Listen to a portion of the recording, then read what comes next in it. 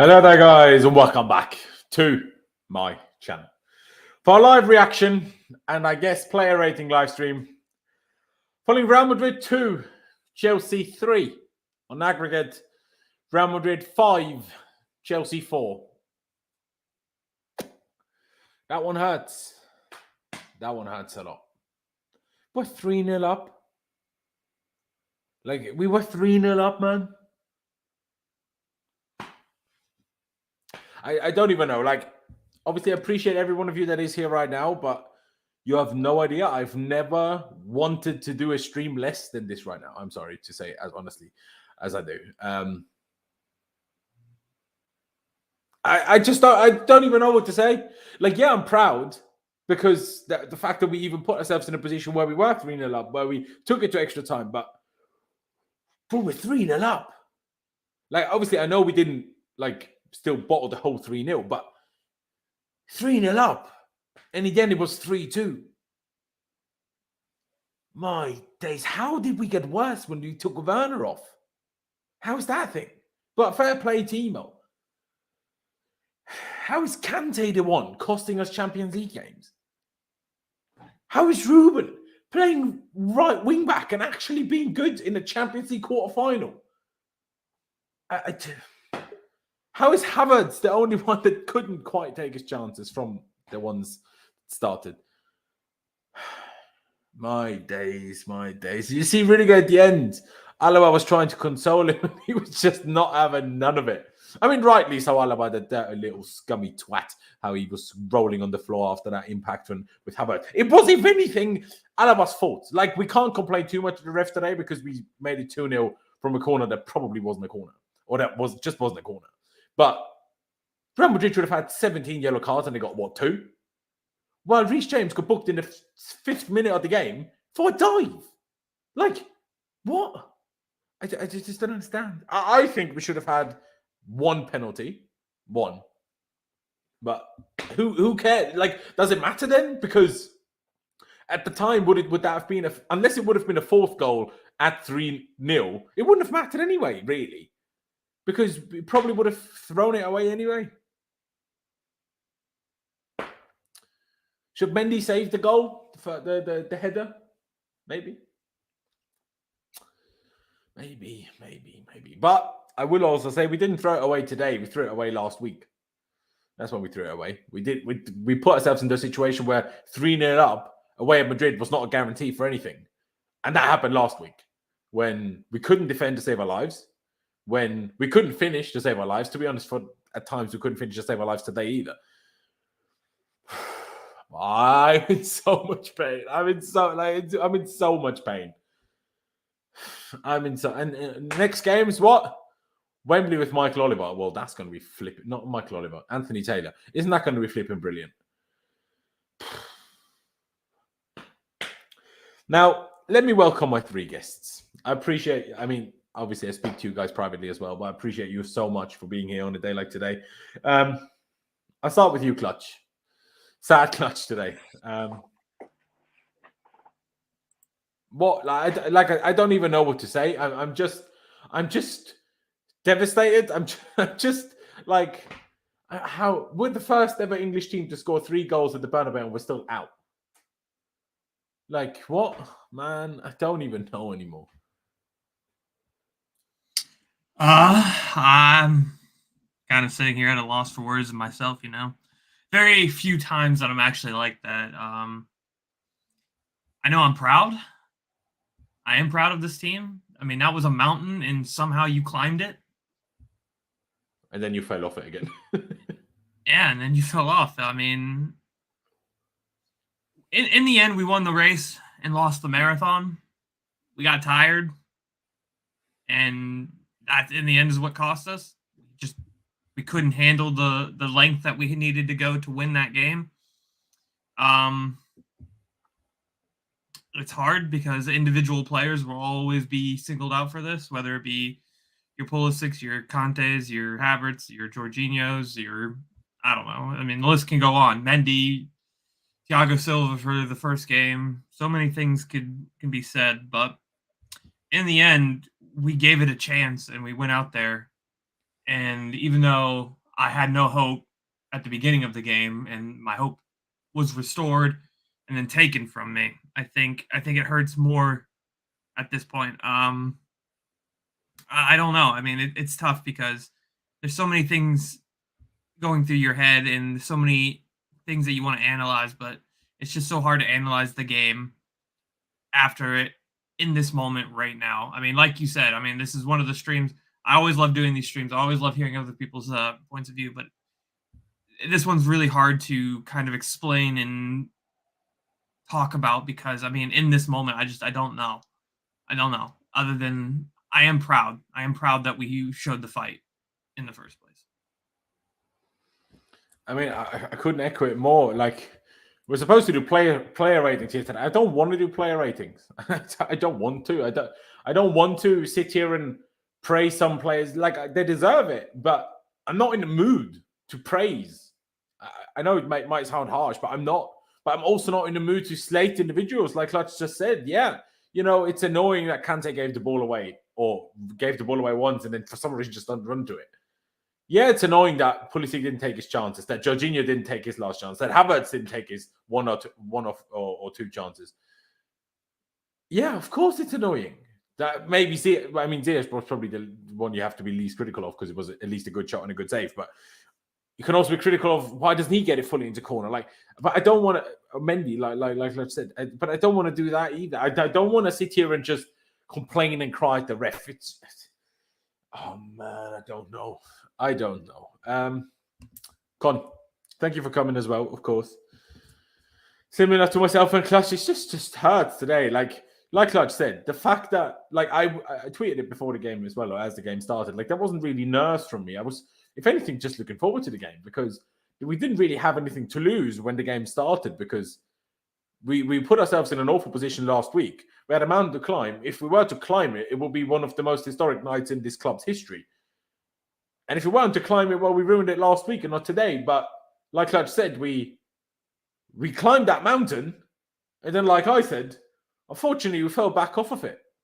And that's what makes it hurt so much. Would you agree, Con?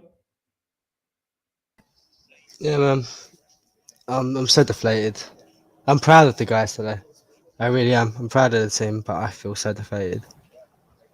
I was so tempted to message you saying Laurenz just not in the mood today. But you guys are here, so I thought, no, I'm gonna come here as well. But it's a weird feeling, isn't it? It's like I'm not angry, you know. But I'm drained, I'm deflated, I'm upset. But I'm really proud of a lot of those players today. I really am. They did us a service. You know, they left everything out there, considering they played on the weekend as well. And then they played 120 minutes. Really proud of them, man. A moment of magic from Modric. And then Rudiger ended up slipping there. Where loses Benzema. It's just a bit of luck. You know, fine margins at elite level, bro. That's what it is. It's fine margins. I can't be angry at that. I wanted us to go out with pride, and we did that.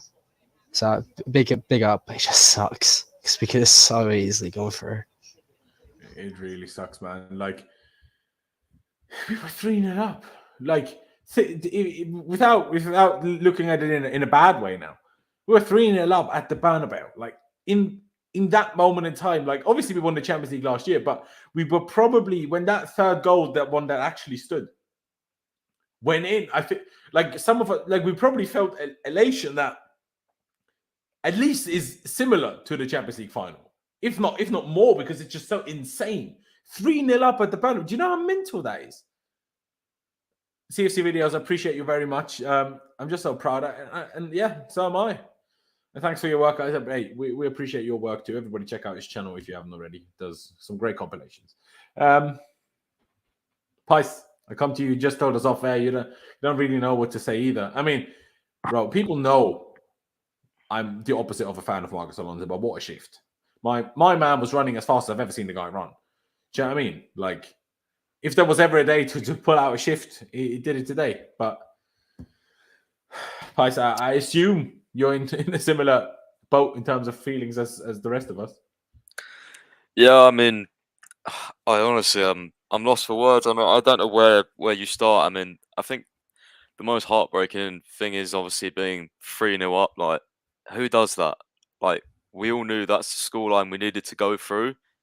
But let's be honest, none of us were ever serious. We never thought that would happen. And it was happening. It was right in front of our eyes. Yeah, and then I don't know, to go out in that fashion, honestly, I would have just rather been battered. Because then I would at least been angry. I'm not angry. I'm fucking proud of those players because honestly, that was like going to be to do what we did. That was going to go down as one of our most historic performances because that had only ever happened once in Champions League history. Like from the position, if we went on to win that 3-0, like just think of how many years the Champions League been going. Like, I tell you, like this team is a special team when they want to be a special team. When we dig in, we can produce some unbelievable performances. That's why we won the Champions League last year. Because, maybe we didn't have the best team on paper, but no one could fucking stop us, bro. And it felt like that tonight. And just to go out is obviously heartbreaking. And yeah, I'm kind of in the similar boat to you guys. Like, I don't really want to praise players or slate players. We know who missed chances. We know who gave balls away, but on any other day, that could have been someone else. That could have been my favourite player, So, I don't know. I don't know how to rate players. I don't know what to do. I just try. It's going to take me a few days to just figure out like how we've actually gone out from that. I guess we just fucked it in the first leg because if we didn't have that 45 minutes in the first leg, or just played even half like we did tonight, bro. The high pressing was insane, bro. It was insane. We honestly, that was a proper team performance, and yeah, it's just gotten to go out. And I love doing streams and stuff, but I'm honestly like lost for words tonight. I don't know. I think the players are going to feel the same. They're going to be like, how, I don't know. No idea. I don't know what to say. Yeah, no, I hear it completely. Like it's. Like I said, I don't even know how to really get to what I really want to say, because when I see that today, I question last week even more. Like, if today was possible, how did last week even happen? Like, we were so bad compared to today. Like, again, 3-0 up at the Bernabeu. Has, other than Barcelona, anyone even ever done that? Like, that's insane. It's absolutely insane. What's also insane is that we have 540 people watching. So if you're new here, please be sure to subscribe.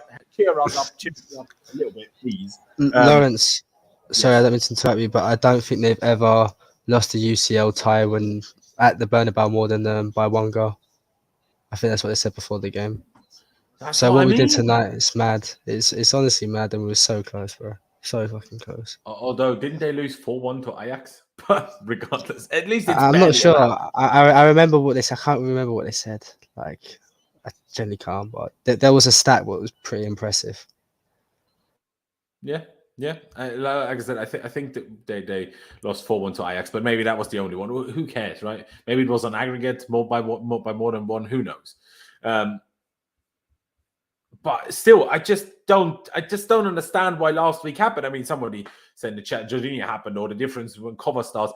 If you think it's that simple, then you really haven't understood football. If you watch those two games and you thought that was the only difference, I'm like, sorry, but where are your eyeballs? If you're blind, I'll let you off. But any other reason, sorry? Like how? Clearly, everyone in the entire team was a million times better than last week. Every single one of them, well, except Kante. But my days. You know what? I haven't prepared it yet, but I will put the lineup up on screen. Not necessarily just yet to go into ratings or anything else, but I want to discuss what we did today, even if not necessarily focus on ratings as we usually do. Maybe I haven't really figured out how I want to do that yet, because, like I said, I don't really want to do a rating, but then I'm not sure what else we're going to do for the next, God knows how long we'll be set here for. Like I said, though, guys, how many people? 500 odds, 580. Please subscribe. Just one click of a button. big red subscribe button down below. Let's get to, we're on the road to 15,000. I mean, there's a lot of you here, so, we could make a big jump, and smash the like button for me as well.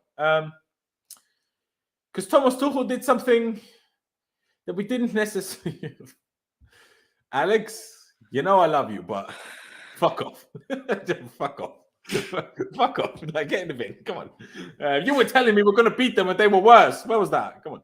I mean, they were shit today, really. But he did something that, I said it in the group chat. Basically, the second that Reece James came on at right centre back against Southampton, that's what he's going to do against Madrid. But did I think he was actually going to play Ruben Loftus-Cheek as right wing back? Because a bit like in that first Spurs game, in that run of 3 games against Spurs, we played kind of a mix of back 3 and back 4. Because on the ball, Ruben was essentially a right wing back, but also a right centre mid. Well, either a right mid or a right centre mid, sorry. And then defensively tucked in next to Reece James. So it was a mix of the two. But who would have thought that? Like Ruben Loftus-Cheek in a like what? Like clutch. What was your reaction when the lineup came out? As you talk about it, I'll get it up on screen. As you probably know from the group chat, it was a lot of doom and gloom. I thought, you're really playing Timo and Ruben at this stage, in this moment? Especially, I was more concerned about Timo. I mean, we knew they were going to sit, and we know one of Timo's strengths is getting in behind, and there was going to be no room to run.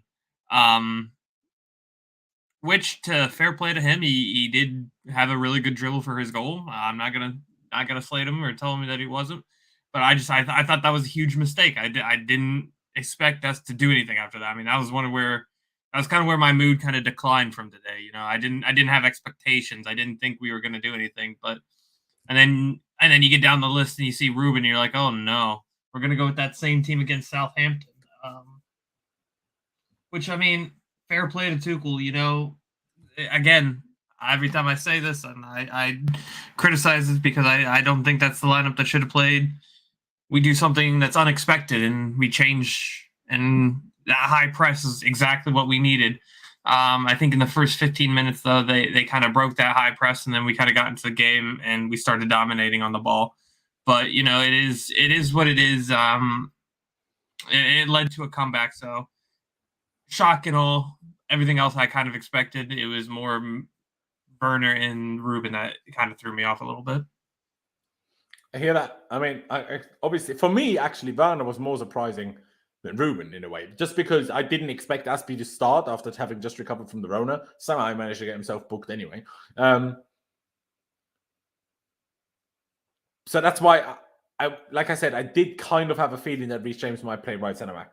And then I thought, if Aspie isn't fit, and because we don't have Callum, who's going to play in that position? I didn't think he was going to go with Ziyech, just because I didn't think he would think that Ziyech would have quite the maybe discipline, physical energy or whatever. So I wasn't shocked by that, but Werner shocked me. But like Clutch said, fair play to him. He didn't know much about the assist to Mount, but hey, it was the assist to Mount. So who am I to criticize that, really? Pice, similar reactions to Clutch when the team came out? Or did you actually did you either see it coming, or did you kind of think, all right, this could work? I mean, yeah, it's a difficult one because I just tweeted that Tuchel's got balls. He's got guts. He trusts his team. Who would have thought you'd see Loftus-Cheek starting in a Champions League quarter-final when he was out on loan at Fulham a little while ago? You know what I mean? Who would have thought Werner would have started based off one game against Southampton? He had balls, man. He had guts to put that. He trusts his players no matter what. No matter how bad or down the pecking order they are or they've been, he trusts his players. So no, I wasn't really surprised. It didn't really shock me. It wasn't out the realms of possibility for me that he would pick the same team or similar team to Southampton. And I think he got it right. Werner obviously scored. He got the assist. Loftus-Cheek played amazing. So he got it right, I have to say. He did, mate. He did. I mean, the problem was almost that the more subs we made, the worse we got. That's what it seemed like. But that's also why I tweeted at halftime that because we got obviously our goal relatively early through Mason Mount in the 15th minute. And then the rest of the first half, really neither us nor Madrid looked much like scoring. Actually, did Madrid hit the bar in the first half? Was that first half? No, it was second half, wasn't it? So neither of us really looked like scoring, if I'm honest. And then I said at halftime, we're the team that's playing with super high intensity. So we're the team that's going to tire out first. So we need to get this done. And we did, like, as in we did what I asked in that tweet. We made it 3-0. The problem was we couldn't quite hold on to that 3-0. I mean, we nearly made it 4-0 with Kai, with the header from the corner. But if anyone criticizes that header, you're mental. Like, try a header ball. And like, there's probably, 3-4 players in history of the sport where I'm like, yeah, I expect you to score that. And that's Cristiano Ronaldo, DJ Drogba, and who else was unbelievable in the air? Probably someone back in the day, obviously, that I don't know of or can't remember. But of reasonably modern day striker, maybe Ruud van Nistelrooy. But like, there's not a lot. So I'm not going to criticize Kai for that one. The second one, different story. But that from the corner. But that was nearly 4-0 then. Nearly. And it was a great save from Courtois, unfortunately. And then so soon after, it's the 3-1 man. And obviously then we're still in it. That meant we took it to extra time. But then it became dangerous. Do you know what I mean? I guess Ramos, yeah, but, Ramos. But in terms of strikers. And then it became so dodgy because obviously they got that 3-1 after 80 minutes-ish. So we had 10 minutes plus injury time to go, right? And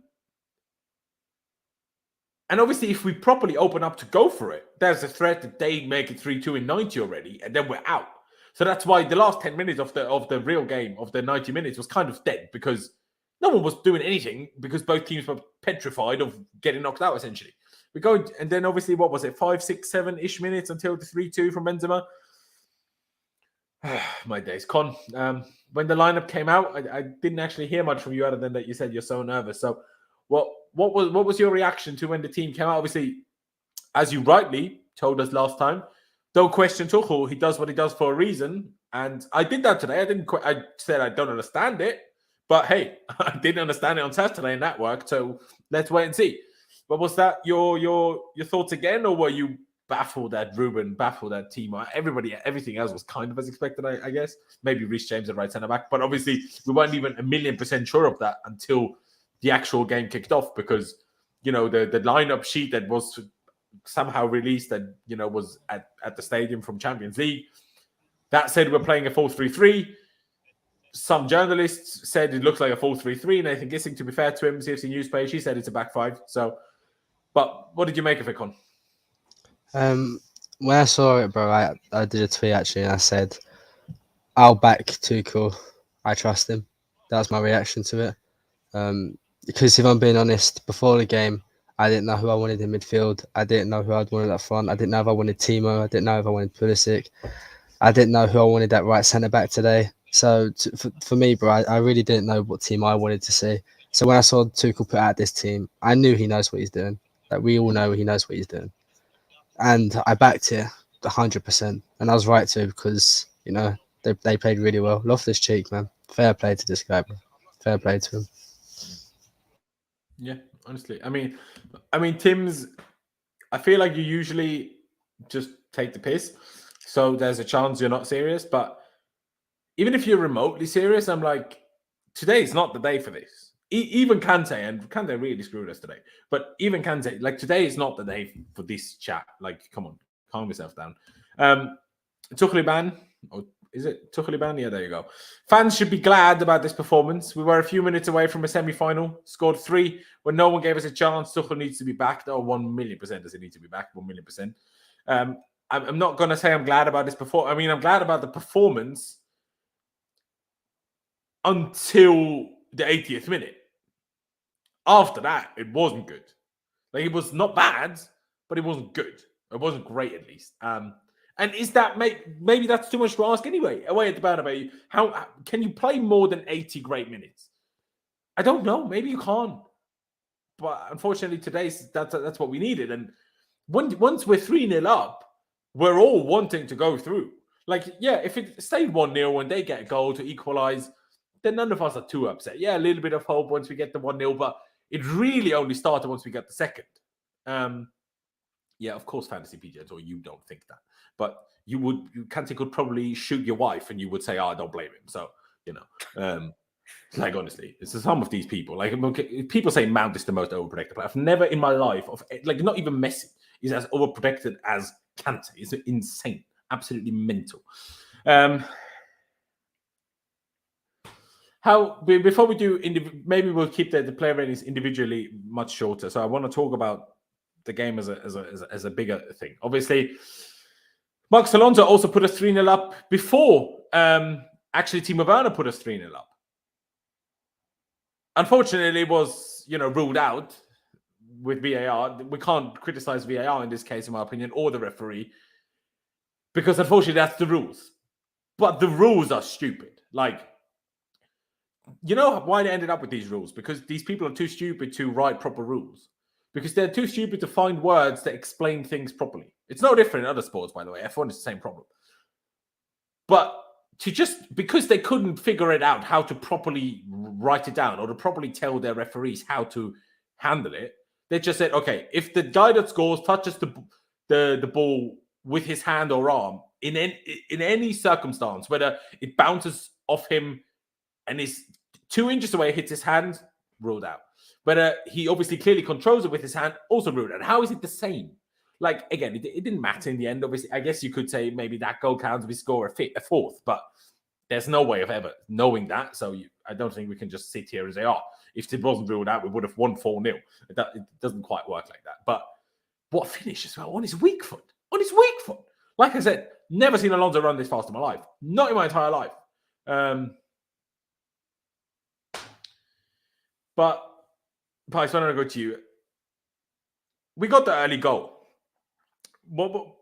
First of all, what did you think of things until then? Was it what you expected once you saw the team, the way we played? And what did you make of the first half? Do you disagree with myself that it was a bit like we needed to go for that? I can't criticize it in the end, obviously, because we got 2-3-0 at some point. But I still was like, I still felt like there could have been more. Obviously, second half changed that, but I'm thinking back to what I was thinking at the time, if that makes sense. So what were your thoughts at the time?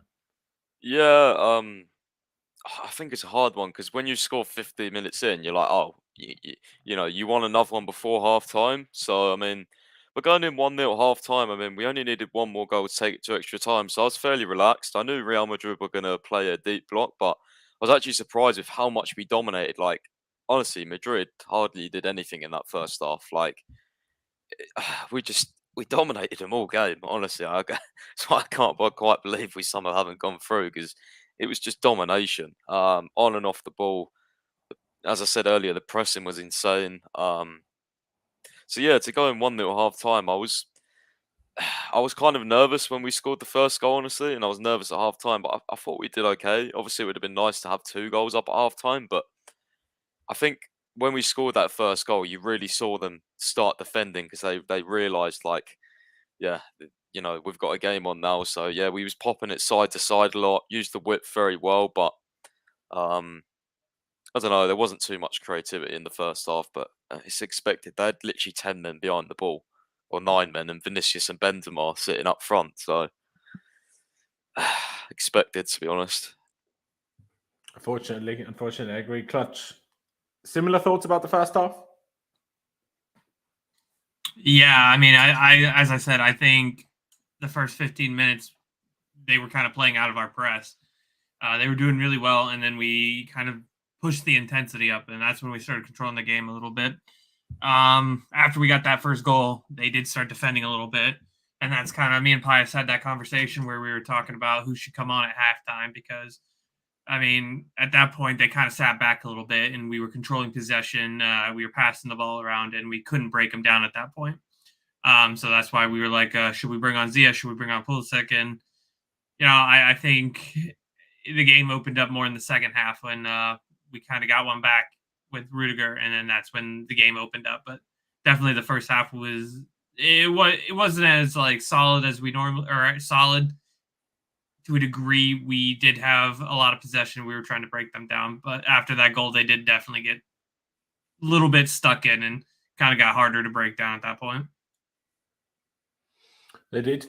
They did. I mean, yeah, it's true. Obviously, Madrid. I mean, someone was tweeting me yesterday. Madrid aren't going to sit back. They're going to come at us. They're going to try to attack us. I'm like, excuse me. I mean, at times in that first half, they were sitting deeper than we did in Munich, and I mean, we sat so deep in Munich that we couldn't even sit any deeper. And then obviously once we got the second, it opened up.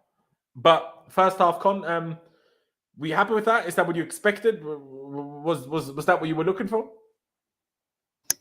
First half, bro, I was happy with it. You have to pick your moments. You know, as much as we wanted to see us go gun-ho and creating tens of chances, you have to be smart about this, you know. They still have Finney, they still have Benzema, they still have midfielders who can pick a pass out just out of thin air, you know. So, in my head, I was saying to myself, we need a goal before half-time. And the boys did that, so I was extremely happy.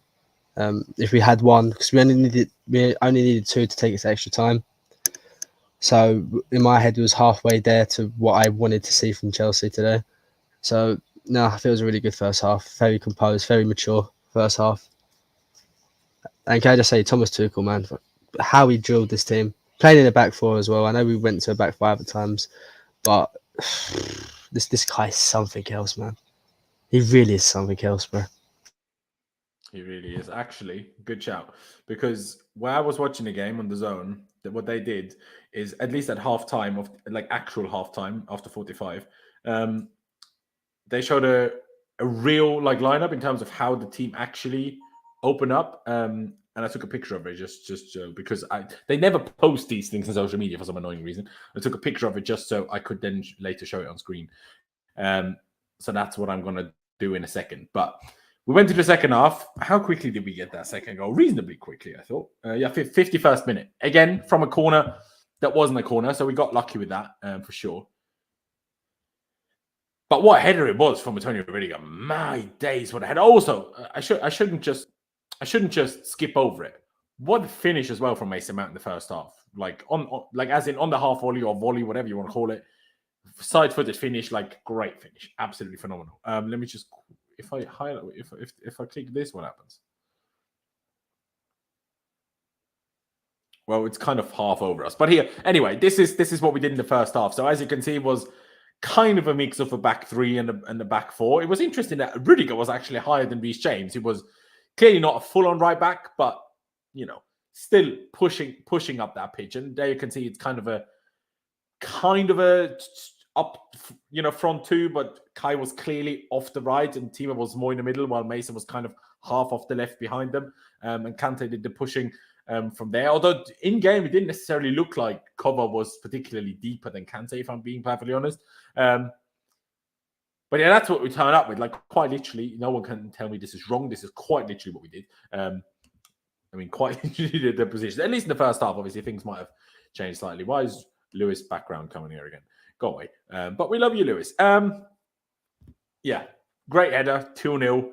And then things turned a bit crazy. Then it became a football game, honestly, similar levels to the Man City-Liverpool game of the weekend. Like, what a game it became, honestly. Obviously, Madrid started to go for it. I think that's when they relatively soon... Oh, no, it's okay. Then we relatively soon scored the 3-0 for Alonso. That was obviously disallowed. We spoke about that.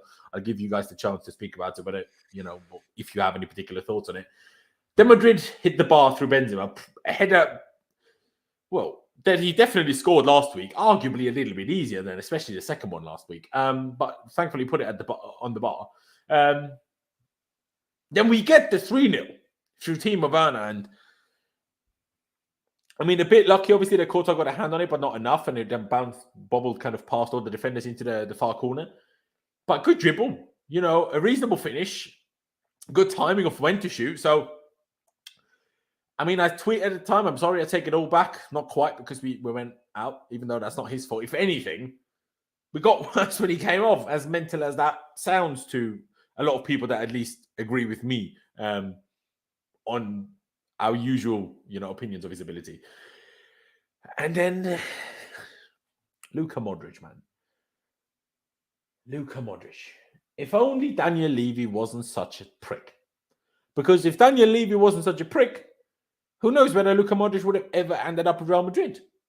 Might have still been playing for us. Who knows? He would have. He met Roman on his yacht.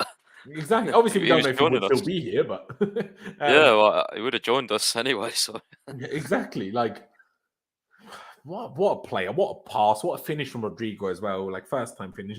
There's not much to do about that, except that Kante he tried to play an over the top ball to Ruben and he just underhit it. And I think it was Alaba that intercepted it. I think it was, but I think Mendy had come off by that point. I'm not 1,000,000% sure if I'm being perfectly honest with you. But wait, Laurenz, can I just quickly say something while we're on Modric?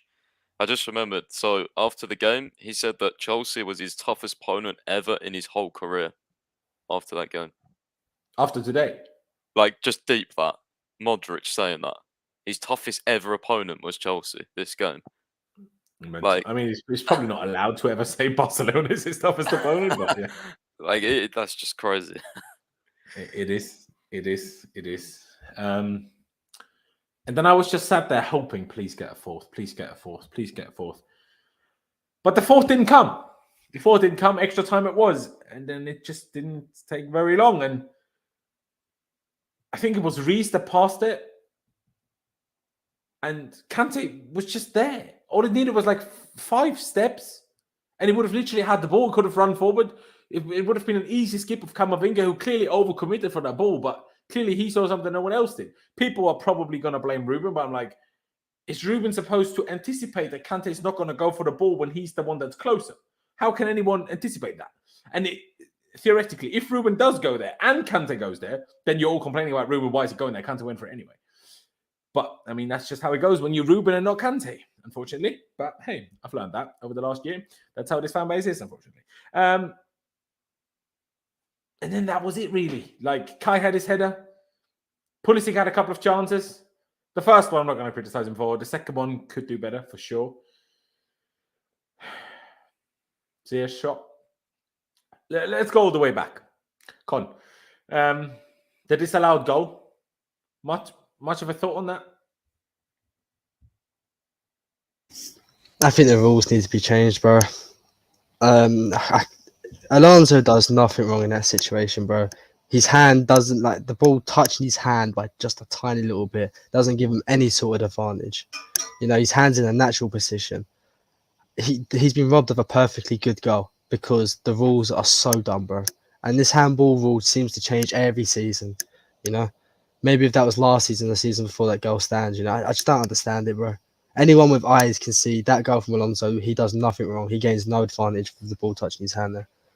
It needs to be changed because it's so stupid. It's so dumb, bro. I can't believe rules like that still exist in the modern game.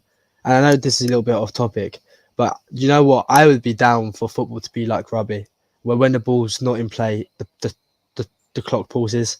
Because how there was only 3 minutes extra time, I don't get right at the end there. And then for like a minute and a half of that, we didn't even play. You know, the rules in football need updating, bro.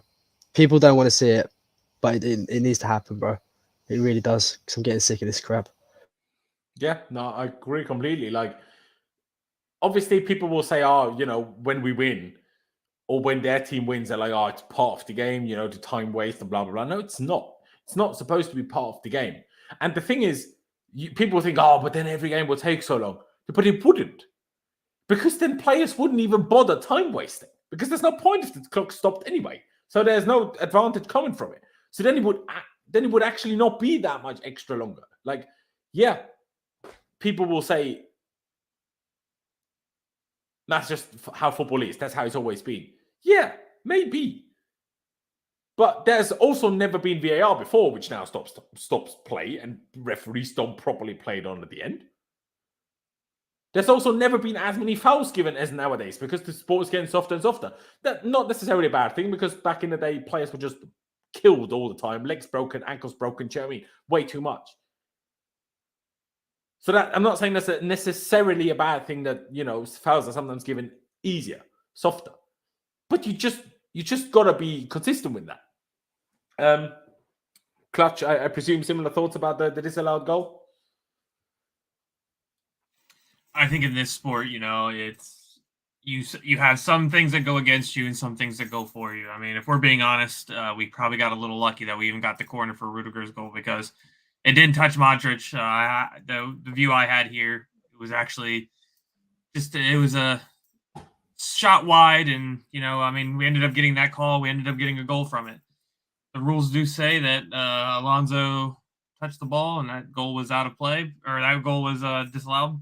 Obviously, by the rules, that's how it went. But any other day that could have gone against us, and I think the rules are kind of silly because, like Khan said, he didn't do anything wrong, and there were quite a few refereeing decisions today that just made no sense. But at the same time, it went against us and it went for us at the same time. So I mean, there were times that it was cheap, but I mean that's just how the sport goes sometimes. I think it's human flaw at times, and then we try to bail it out with VAR, and you never know. I mean, it's one of those things where it's deflating, but at the same time, we'd be upset if that goal was called for us and that was allowed if Madrid got it, and we would be very upset at the same time. So there's two situations. Whenever there's a refereeing decision, and Clutch, bro, I don't mean to interrupt you, bro, but if that goal was given for them, I wouldn't have complained. I'm going to be 100% honest. If, let's say, I don't know, Vasquez scored what Alonso did and it touched his hand the same way it did Alonso, I wouldn't have complained and screamed for handball. I'm going to be honest with that. What about you, Laurenz? Would you?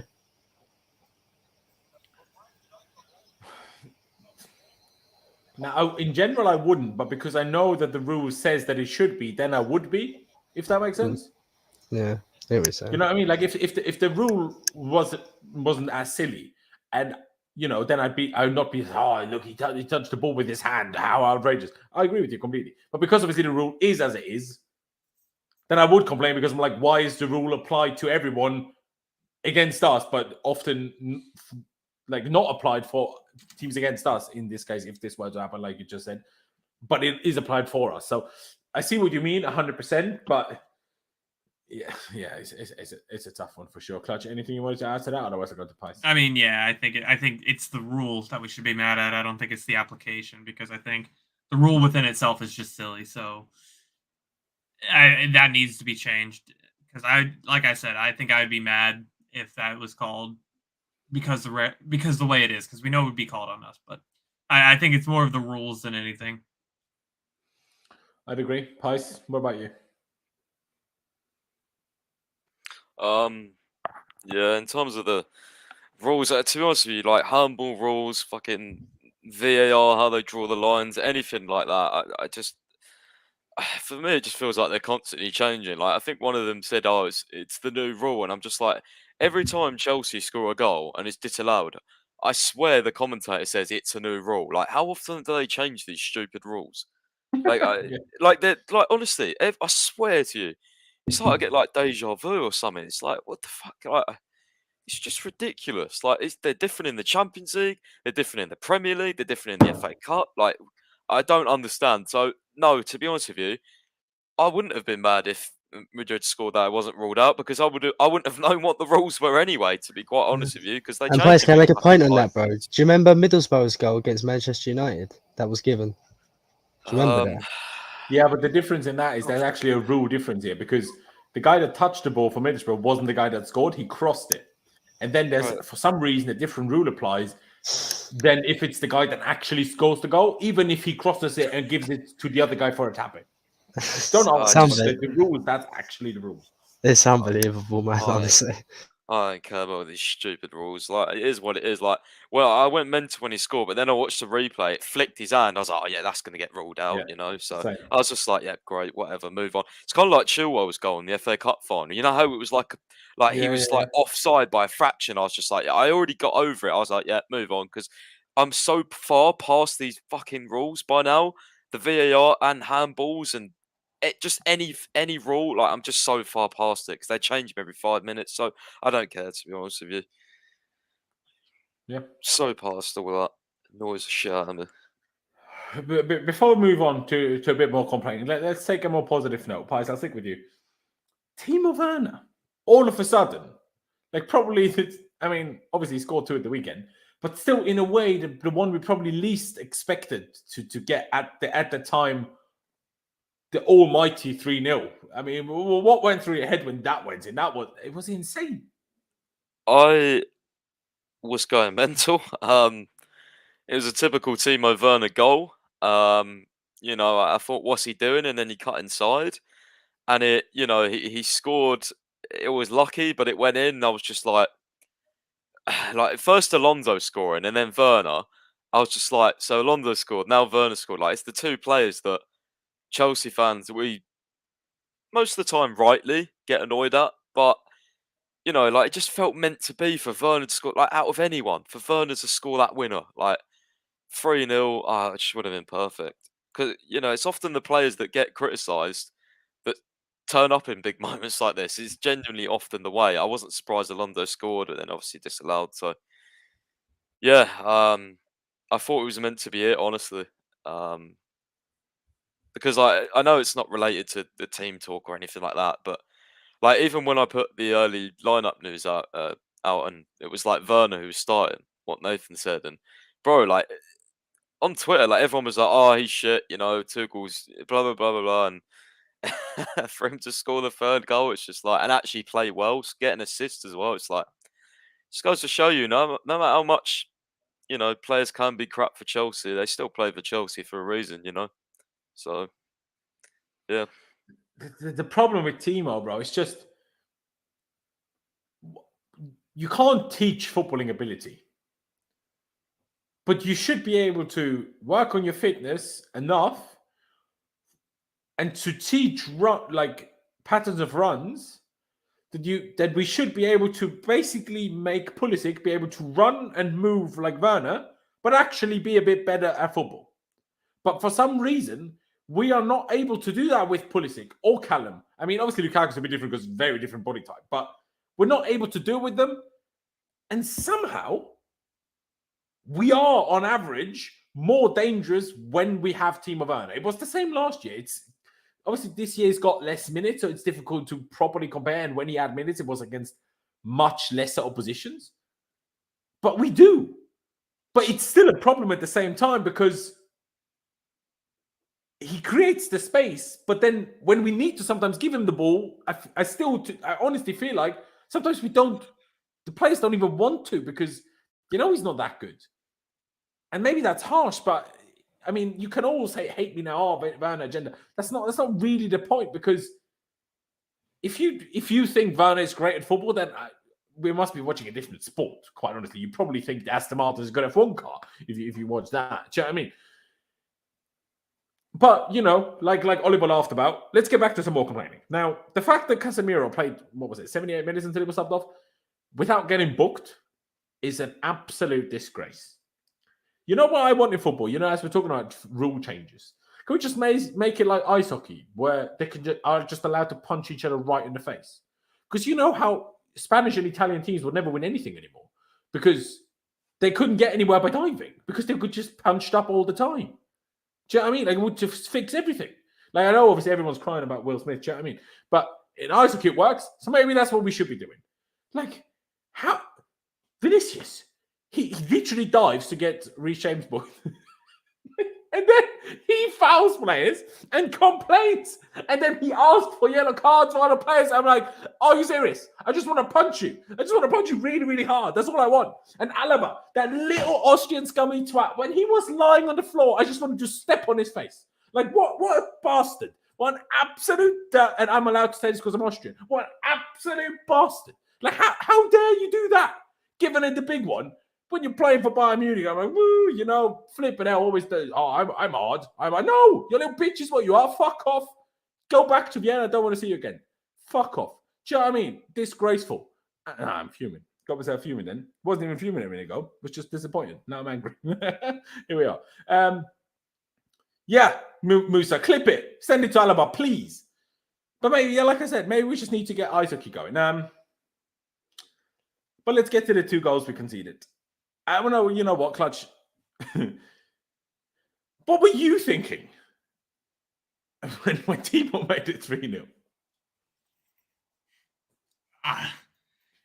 It's funny because as soon as it happened, we know what happened in the group chat. We don't really need to say what happened in the group chat. But yeah, no, it feels like I spend all this time, and I'm like, because I truly don't believe Werner's good enough. I truly don't believe that. I do believe he's a decent footballer at what he is. I do. I honestly think that. I think in the right league, in the right system, Timo Werner will bag. I have no questions on that. But I think on average, the opponent that we come up against just doesn't work for him, and I don't think it changes. I do think that was a great goal. Fair play to him. I mean, I can't say anything more than that. Thibaut Courtois probably should have saved it. He got his hand on it, but in the end, you still take credit for the goals you score. And I think for me, it's not even an agenda because I do love Timo as a person, but I always used to say this: if Timo Werner could dribble, he'd be my favorite player at the club, and it wouldn't even be close. Because I mean, I am somebody who likes players that dribble. That's just how I am. But at the same time, today his pressing was good. Like Pulisic, then, really. Oh, that was a low blow. That's a low blow today. That's a low blow. I was already down. Now I'm looking for the bridge, man. Not even Stamford Bridge. No, but yeah, no, it's fair play to him. I think it's hard because, like I said, in any system where the defending high lines, Timo Werner will bag goals. That's just how he is, and he's going to work his socks off. But the goal came when we needed it to come, and unfortunately, yes, when he got subbed off, it did seem like we lost a little bit. But I also think those subs were so late. I'm not going to blame Thomas Tuchel because I think to even get into that position, it was insane by him. But at the same time, I do think subs could have been a little bit different. I don't know, man. As far as Timo Werner, fair play to him. He proved me wrong today, but I still don't think he's good enough for Chelsea. But at the end of the day, today is his day. He did all the things he needed to do. He did. Con, I mean, you're probably a little bit less critical of Timo than especially myself and Clutch usually are, but what a moment that was. I mean, obviously, after the fact, doesn't really matter the moment, but at the time, it was mental. Con? So, what was the question, bro? I know it was about Werner. I thought he screwed it up at first, but the composure he showed, man, fair play to him. Fair play to Werner. You know what? Like, he's at my respect. It hasn't been perfect for Chelsea, Timo Werner, but today gets that assist to Mount, he gets that goal. Just stepped up when he was needed. That's all you can ask for your players, man. When it comes out to the time when you really need them to step up, who comes and shows? And Timo Werner did that today, man. So fair play to Timo. He's earned my respect back. Even if he drops stingers for the rest of the season, he's earned my respect back, And I definitely won't be looking at his Chelsea career as like a failure. Just one of those things that didn't really work out. Because he's contributed far more than people give him credit for, Don't get me wrong, he's not the most talented on the ball. He does have a bad first touch. He has missed loads of chances. But he's also come up in some big moments as well. We can't ignore it. And that goal today, I thought it was the winner. I thought it was the one that was going to send us through, man. Oh boy! Imagine if it was. Honestly, I built him a flipping statue myself. Some things are just not to be, I guess, isn't it? Yeah, unfortunately. Let's get to the 2 goals we conceded. Con, I'll stick with you. What were your thoughts on both of them, really? The first one, bro. So when Kante passed it away, I was like, no. I had just from that, I just like no. And then when Modric had that space, that pass. Like, I'll blame Kante for giving the ball away. But other than that, that goal was just pure quality. That from the outside of the foot from Modric, Jesus Christ. Why did you have to do that today, man? Yeah. It's just world class, bro. It takes Thiago, Silva and Alonso both out of it. There's nothing they can do. Sometimes you just got to put your hands up and say fair play, And the second one, I need to watch it back, but like it was a crap pass from somebody, wasn't it? Who was it who did the pass? Do you remember? From out the back, you mean?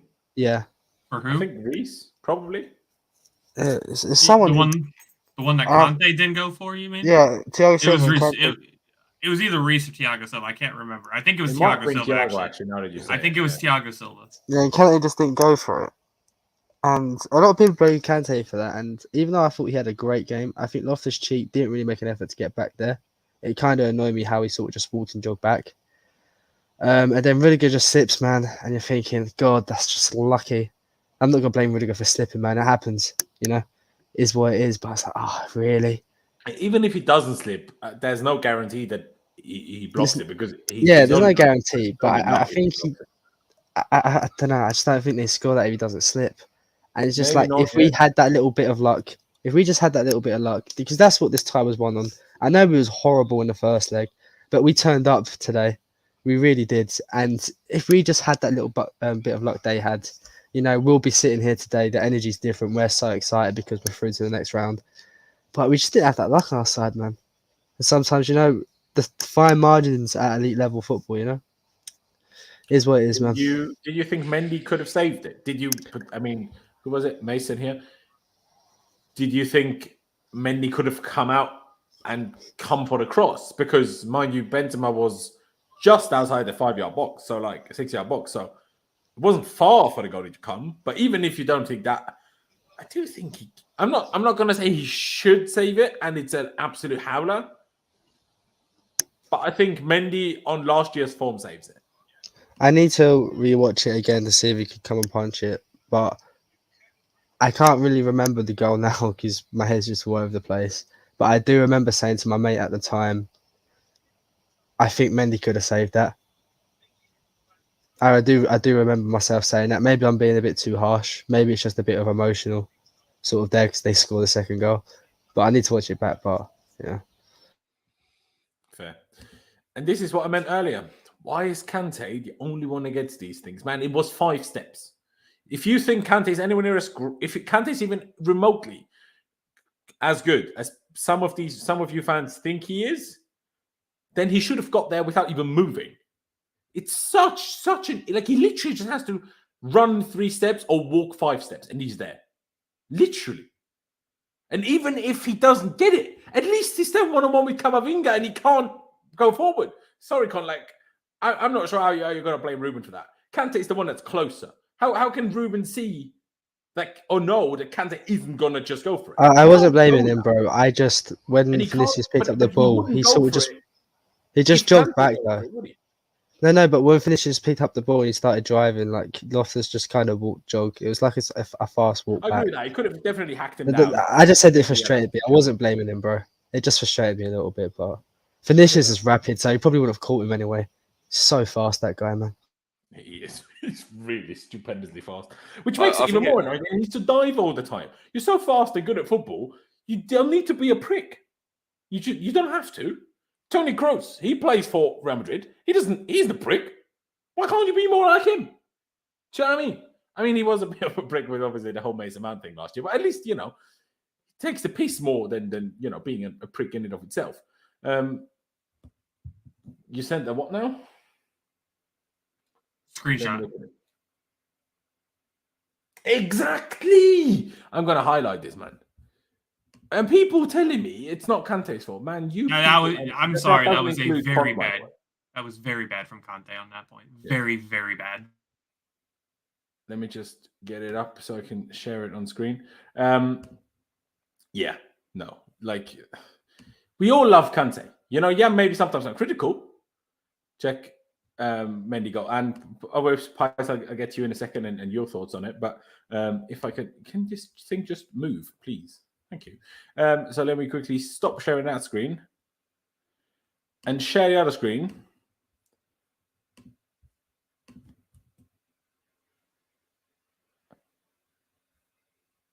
And you're telling me it was Ruben should get to the ball? Are you mad? I didn't say Ruben should have got to the ball. I said when Finney got the ball. Not you. Sorry. Not you. More like, the people that defend Kante. And I'm not saying Kante was bad in the game. I'm not. If we ever get to player ratings today, I'm not. He just had 2 really, really bad moments and they cost us. And if you're a proper Kante fan, because Kante himself will be fuming at himself.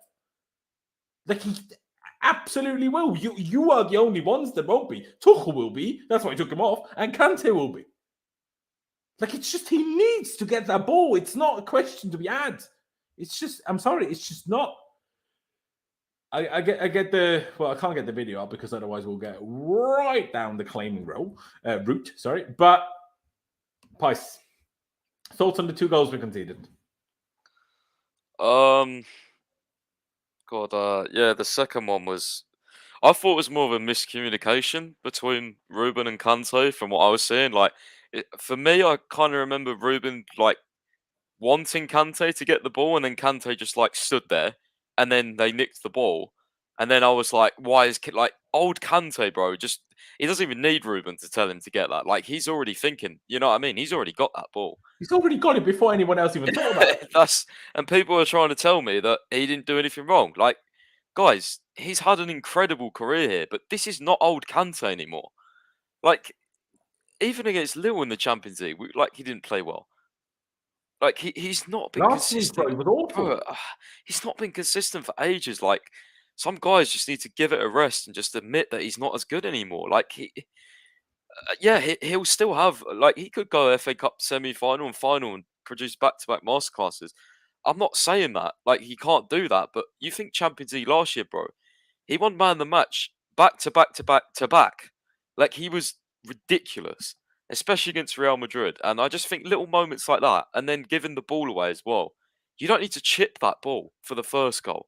Like, what are you trying to do? Why are you trying to chip it over his head? We played so well all game by keeping it simple passes, moving the ball around, dragging Madrid players. Why are you trying to chip it when there's a player next to you over his head? Like, we have the goals. You know, punt what are you it doing? and get rid of it.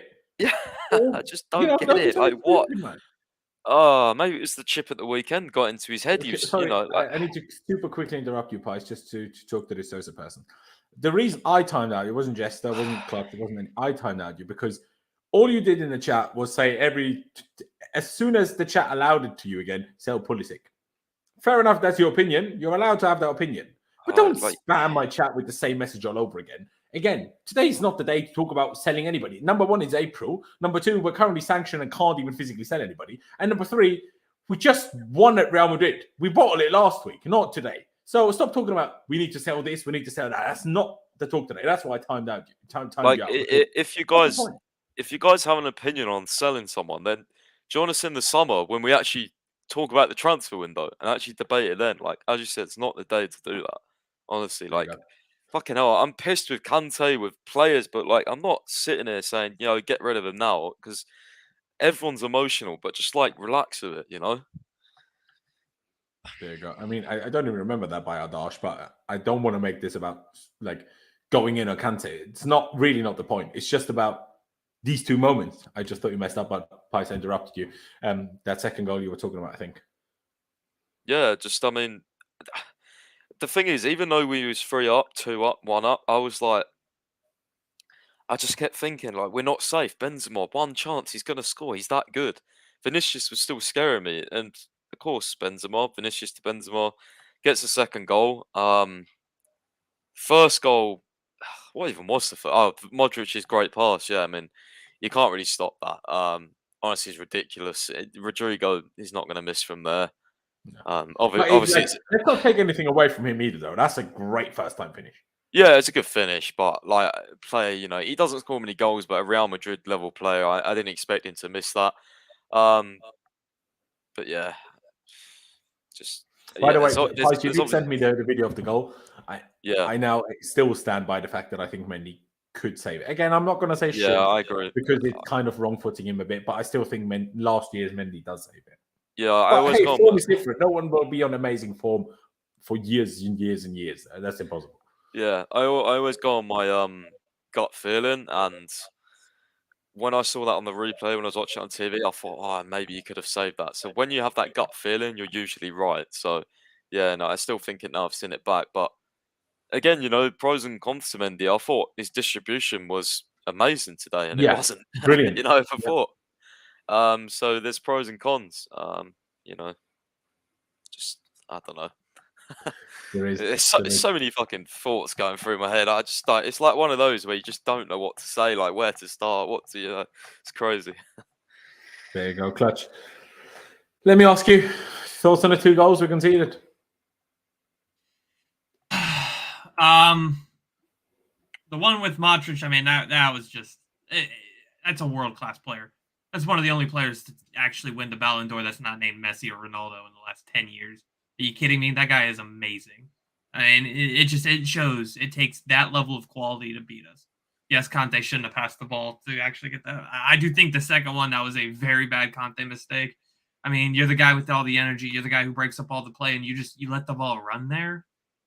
And I can kind of get it if it was like a communication failure. But when I first saw that, I thought, yeah, I can understand his communication failure. But then I rewatched it a couple times, and I seen he was sitting there watching Camavinga. You know Camavinga can get to the ball. Why don't you go for it? Why? You're Kante. That's what you do. Just push the ball up to Ruben. You just push it along. Why didn't that happen? If anything, Ruben was ready to run and hit on the break if Kante goes for that ball. Yeah, and I think Kante was massively at fault there. But I also think he was drained. He was very drained, and we left him on way too long. I know it's a hard decision to take Kante off. I know, I get it. Trust me. But that dude was so gone in like the 70th minute, man. Like he was so tired, you could tell. But it's hard to take people out when we're having such a flow to our offense and to our game. I get it. Do I think Mendy should have saved the second goal? I think it's a hard one. I think an on-form Mendy, I do agree. I think he saves that, but it's hard to say that Mendy's always going to be on form when he's not. There's going to be moments when there is times when he has those moments where it's an iffy kind of thing. I think you kind of see it with Kepa. Yes, if Kepa's down in confidence, I'm not comparing them, but I think Mendy is the better keeper by far. But I think a confident Kepa saves some of the shots that we've seen him miss, and I do think that's kind of a different story with Mendy. I agree with Pius. His distribution was amazing today. But that's the way things go. I don't think there's one player you can say, hey, it's your fault we're not in there. I know the chat's going after Pulisic. I know they're going after Kante. I know they're going after Jorginho. I don't think there's one player. I think as a team, we lost this game, or we lost the tie. And I think that's the difficult part, because we, as a team, came back and we showed that fight, and we lost it in the first leg. It's just how it is. That's how the sport works. And it's just one of those days, man. I think that second goal yesterday should have been done better, but we lost the marathon, I think. We lost the marathon at the start last week, not at the end today. This comment by you saying a bunch of players have fought for the second goal, like Reece not getting back, Rudy slipping, and obviously I think you're still including Kante. You're definitely right with that, but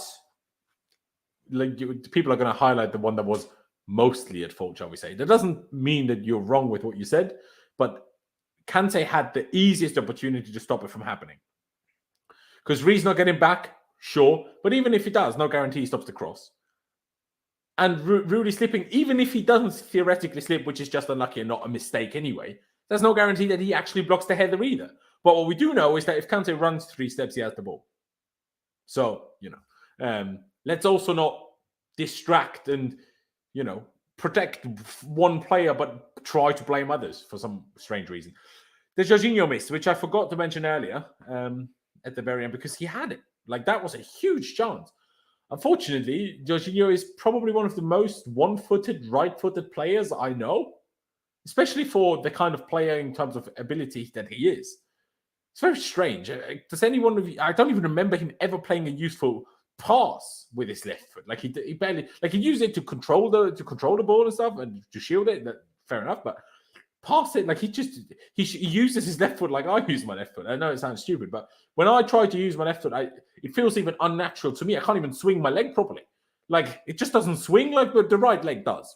Like, maybe that's why I'm bad at football. I mean, I'm not even that bad, but my left foot is really bad. But that's how he swung at that. I was just so confused. But shall we? I tried to talk through the game a little bit differently today. And then just rattle through the player ratings much quicker rather than then talk about everything that they did. But just lastly, I'll ask you all. I'll start with Clutch this time. On all of the missed chances, whether it was Pulisic, whether it was, I guess, Ziyech, but him, like I said, I have the least criticism of because it was on target. It was reasonable shot and a reasonable save. Georgie's, of course. Kai Havertz's second header, the first one again. I'm not going to criticize him for it at all. I mean, we could have still at least took it to penalties. Yeah, it's a tough one because I mean I know a lot of people are pretty much singling out Pulisic for this, and obviously people don't like Pulisic, and I get it. It's fine. It is what it is. I think both of those chances are very difficult. I think the second one. I think Carvajal did a very good job putting his foot up there, and I mean even if he would have hit it on target, it would have went straight into Carvajal's foot. I do think he probably should have put it on target, but if you're talking about chances and which one was probably the best, I'm still between Jorginho and Havertz. Jorginho might be a little bit harder because he had to turn and shoot with his left foot, and I don't think Jorginho's the guy. I don't trust Jorginho as that type of player in that position. Havertz being the guy who's on form, I do think that header should have been on target. I do, but I think that's just the way it goes, man. I seen when he missed that header, somebody said, "Yep, it's just not our day. We're going out," and I agree. It wasn't our day when it comes down to that. Havertz doesn't miss that very often. Even Lukaku, like you people know, I'm harsh on Lukaku, but even I wasn't harsh on Lukaku last week for the headers because headers are difficult. Like if you're not Didier Drogba, essentially. Or Cristiano Ronaldo are the two main ones that come to my mind. I'm sure there's other great headers off the ball who I can't think What of. about Benzema, bro? Who scored 3 against us? To be fair, yeah, fair shout. Fair play. And yeah, no, very true, very true. But even, like, Benzema is just in unbelievable form. I wouldn't say at all times in his career he scores that. Maybe the Drogba's and the Ronaldo's, that, like, they're the elite headers off the ball. Maybe Alan Shearer, I don't know. I'm too young to really have watched Alan Shearer play, so, you know. So I'm not going to be too harsh on the header, but if that header goes in, especially where it should have gone in, that's one of the most picturesque goals you'll ever see, honestly. But yeah, anything you wanted to add on that on the misses, quote unquote? Yeah, I think it wasn't our day. I think if Pulisic scored either of those two chances, we'd be talking about brilliant goals. I think overall it was really hard. I don't blame Pulisic, and I don't blame Jorginho, and I don't blame Havertz. I think it was after a certain point, it wasn't meant to be, and that's what hurts the most. Probably is that we fought so hard, and then in the end, it just still wasn't meant to be. Yep, unfortunately, I agree. Ladies and gentlemen, by the way, there's still 550 of you. There was over 600 of you at times. I appreciate you very much. Please do subscribe. Cheer me up at least a little bit because today is a painful night. So please do subscribe. On the road to 15,000 subscribers, says the amount of you that are here could make a big dent in that remaining sub count. So please do subscribe, smash the like button for me. Let's get to at least 300 likes. Just one click of a button, doesn't cost you any money, barely cost you any time either. But Pice, thoughts on those misses? Like I said, quote unquote. Yeah, I mean, my only response is it just wasn't meant to be. You was the one that said it. I think that Pice that Clutch is talking about. Bro, like, didn't you say in the chat at the time? Yeah, I probably said it on Twitter as well. I just feel like it wasn't meant to be tonight. On another night, I think Havertz scores that header. Even though it was hard, I feel like, on another night, that just goes in the top corner and everyone's like, what a header. On another night, I think Jorginho turns, looks at the other side of the goal and just passes it in the other side instead of taking a snapshot. I think on another night, Pulisic somehow scores those. I think one of them was hard. I think the second, I can't remember if it was the first one or was second really one. hard. They're like volley up by his shoulder with his weak foot. Like I don't think anyone can expect him to score. There was definitely one of them where I was like, he should have scored that. Yeah. I can't quite remember now, but I mean, on another night, on another, it can even go on another night. Kante doesn't chip it and he plays it simple. You just little, I don't know, like it's kind of like the Champions League final, On another night, Mahrez scored that volley, and scores that late goal, and it goes extra time. But on that night, it was meant to be. You think of the unreal defended last year in the Champions League final, bro. That was our night. It just wasn't our night this year. So is what it is. We've won 2 trophies this season, but you think Carabao Cup final, bro? Like we give it our all. We somehow lost that. Champions League quarter final. I saw someone say it's the first time in history that an English side has gone to the Bernabeu and scored 3 goals. Yeah. And we still don't come out as the overall winners. Like, what can you say? What can you do at that point? Like, he Well, defies last logic, week played honestly. better. Yeah, but like as Clutch said as well, like we played at the weekend. Like I know we smashed them, but it's like I don't know. I'm honestly speechless. Yeah, There crazy. you go. Con, lastly, before we try to rattle through these player ratings as fast as we can, thoughts on the misses? Much to criticize, much to dwell upon?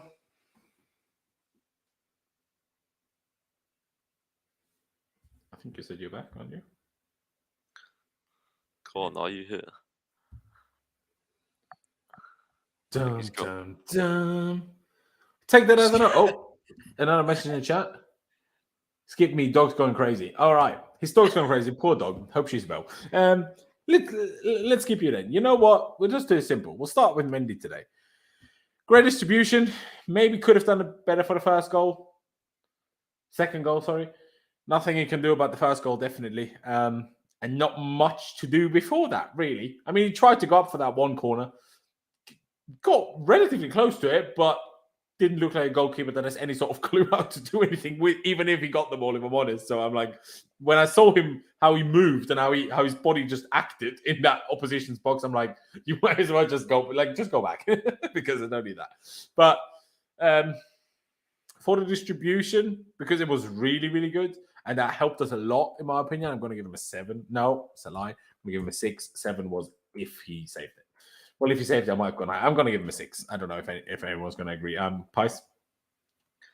Yeah, I was thinking 6 as well. I mean, I would have gone much higher just based on its pure distribution alone. If he saves it, it's an insane save. So, then I would have gone a lot higher. It's just so hard. I kind of don't want to do player rates, to be honest with you, because I don't know what to say. Like, how do you judge this? You fucking 3-0 up and then somehow concede 2, but like half the players aren't at fault. So I don't know. It's hard. Moose says jokes, man. I feel like Lukaku stealing snacks again. Flip it out. Con is still busy with his dog. Clutch. Mendy 6. Yeah, I think so. He did have a couple good saves that he did where he parried it away, but I mean, yeah, true. Like the free kick he saved well, for example. I do think he. The only thing I can fault him for today is probably that goal, but even then he got caught wrong-footed. Unfortunately, his distribution was great today, and I want to see that going forward. So I think it's a start, but you know what? I'll change mine to 6.5 in case I'll keep it. I'll stay at 6.5. I'll go to a higher one. That's what I'll do. Okay. Con, you just shout at some point whenever you're ready again. Rudiger. Yeah, bro. Sorry. You are ready. Go on. Mendy then. Yeah. So I'm going with a 6. I was tempted to go with a 5, an average performance, because if you're the world's best goalkeeper that I say he is, he saves that Benzema shot, man. I watched it back. I know Mendy has it in him to save that. So I can't give him too high. So I'm going to go with a 6 because his distribution was really good today, actually. Fair. Pice, you sticking with the 6 or are you going 6.5? Yeah, I could do 6.5 because of the distribution, I suppose. All right. Rudiger, I'll go 9.5. I can't go 10 because we conceded 2. And he was partly at fault, but everything else he did was so good. And he was so, like, that tackle on Vinicius, outrageous. The general, like, not one other thing I have to criticize. The fact that Kante wore the armband today is a disgrace. Like, you need, on a day like this, you need leaders. Kante can barely get a sentence out of his mouth. Like, that's not necessarily a bad thing. He's shy, that's fine. He's a wonderful footballer regardless of that. But he's not captain. Like, you can be quiet all you want, that's fine. You don't need to be a super speaker to be a footballer. But you do to be a captain. So I didn't like that. Give it to Thiago, give it to Rudiger, I don't care, but don't give it to Kante. Am I going to say that cost us the game today? Obviously not. But I just don't think Kante should be wearing the armbands, other than in cup games when really none of our other players play. But yeah, I'm going to go 9.5 for Rudiger. Some people might say it's too high considering he slipped for the second goal and considering we conceded 2 goals. But also he scored, by the way, nearly scored. Yeah, I'm going to say 9.5. Clutch? Yeah, I thought he did really well. There was times he even slipped at one point and still caught up to Rodrygo. That was insane. Um, very few people are as quick as Rudiger, and it's starting to show. I heard some people say he was trying out for Madrid. No, he's got to stay. Whoever the new owner is, I don't care. Pay him whatever he wants. I do not care anymore. He's the one player that we must keep over the summer. But yeah, I'm gonna agree with the 9.5. I thought he did really well today, and unfortunately, a couple slips. Not fair. I mean, he slipped a couple times, but still solid today. Really well. 9.5 for me. Fair. Pice? Yeah, Too high for you? I honestly wanted to give him a 10 apart from that slip. But I mean, how much can you really blame him? It's just one of those moments where, again, you could say on another night, he kind of might win that header and he doesn't slip. I don't know. 9.5, yeah, I guess. That tackle is incredible as well. The one where he slid in and won the ball for the pass. I can't remember who it was from, but yeah, he was so good, bro. So good. The header, like, he's an absolute must keep. If those owners come in and don't give him a contract, I'm honestly like, you have to secure him. I don't care. It's one of the first things you do. He's so key for this team and Tuchel. He is. Absolutely. Jester, if that's the case, stay safe, please. Stay safe and we'll check in like tomorrow if you're all right. Con, 9.5 too high for you considering, or would you go along with it?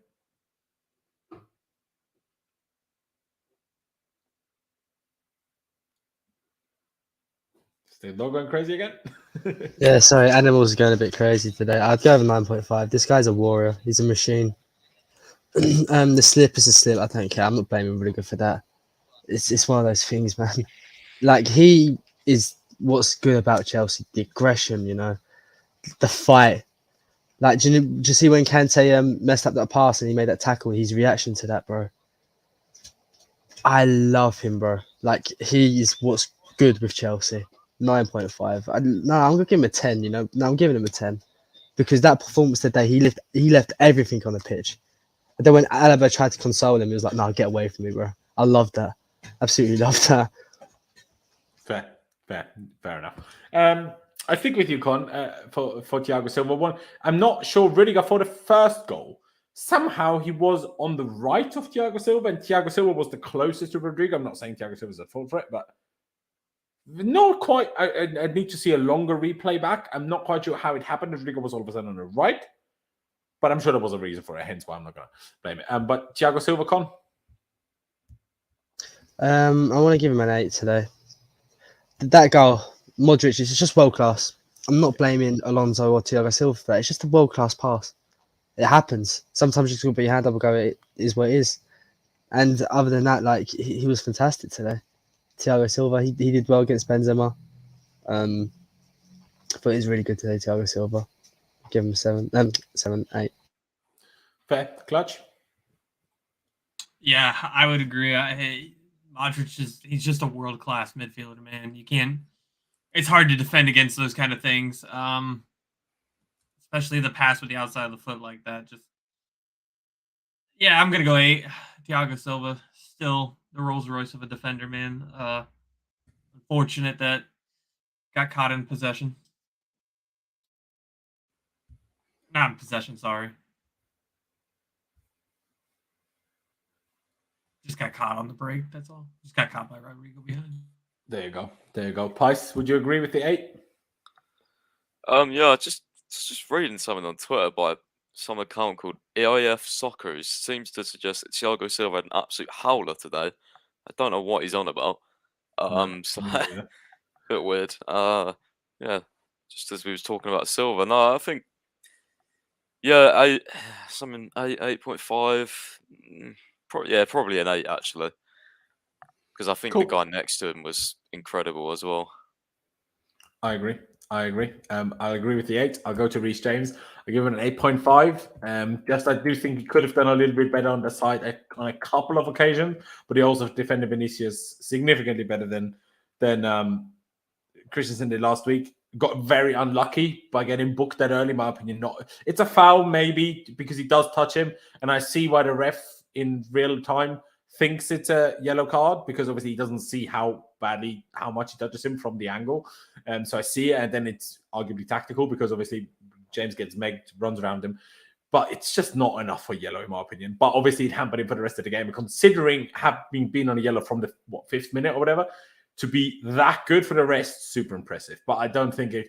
I think it wasn't quite good enough for a 9, even though it should have had arguably the match or the tie-winning assist could with obviously Kai's header, and that was a wonderful, wonderful cross from Reece James. So maybe we could even debate a 9, but I'm going to say 8.5 for the time being. Clutch, what do you reckon? Yeah, 8.5. I thought after his yellow card, he dealt with Vinicius really well. I can't really blame him for much else. So, I mean, Vinicius is he's what a player that guy is. So, yeah, 8.5. There you go. Con? Giving Reece James a 9 today. Thought he's fantastic. What a performance from this guy, man. Best right back in England. I don't care what anyone says. He's the best. Absolutely sensational performance from Reece James today. Monster performance. No surprise Benzema wanted his shirt. The season as well, mind you. Yeah. Sorry, and, not the season, because of the year. Yeah. And Benzema asked for his shirt, so that just speaks volumes, doesn't it?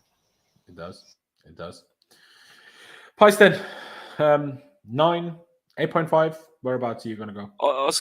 Did he lose? Sorry, Euro expert. I don't know if you're still in the chat, bro, but he was doing a little tactical analysis piece for my site, and one of the pictures he sent seems to be like Reece lost. Did he lose his runner for one of the goals? Because it seems like he was way back in midfield, and he's like highlighted it. The one where, the one where you in the chat tried to blame Ruben for some reason. Yeah, that one, but. It's also pushing up. I don't know. Maybe we can. I need to watch it back if I'm being perfectly honest. Yeah. I'll go 8.5. The article by your expert. Shout out to him. Yeah. Should be up in a bit. Yeah, I give Ruben James an 8.5. Cool. Wing backs. Let's do Alonso first. Obviously, his goal didn't stand, and I'm not going to say, let's pretend it stood, but it was an absolutely fantastic performance. Very rarely saw him get done defensively. I mean, he started the game as bad as he could. He was just stood on the sideline, tried to pass it back to Rudiger, just passed it out of bounds. How is that even possible from that position? And I said some things that we shouldn't repeat publicly in the group chat when it happened. But yeah, great performance. Great performance.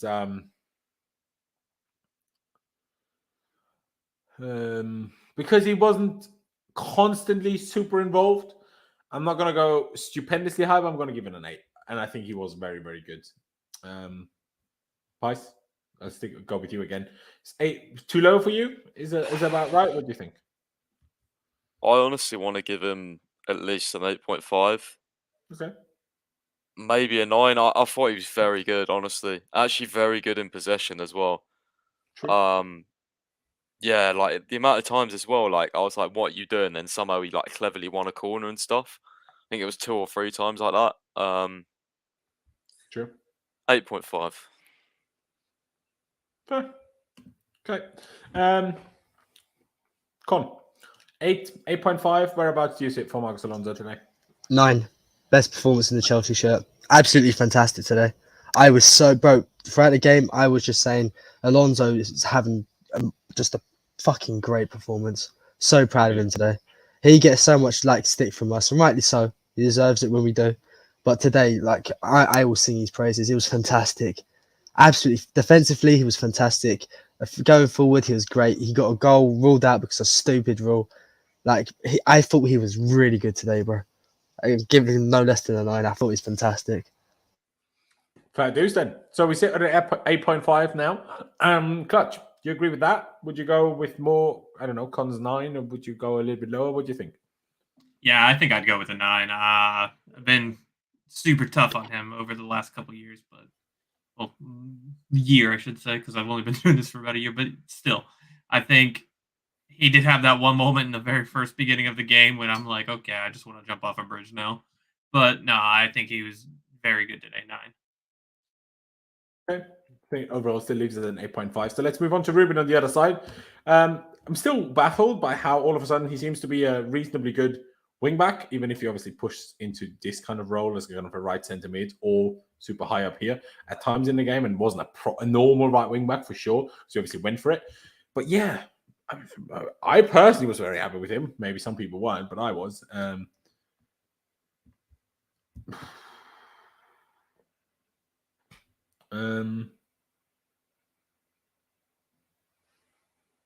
Yeah, I'll keep mine. Clutch, what would you rate him?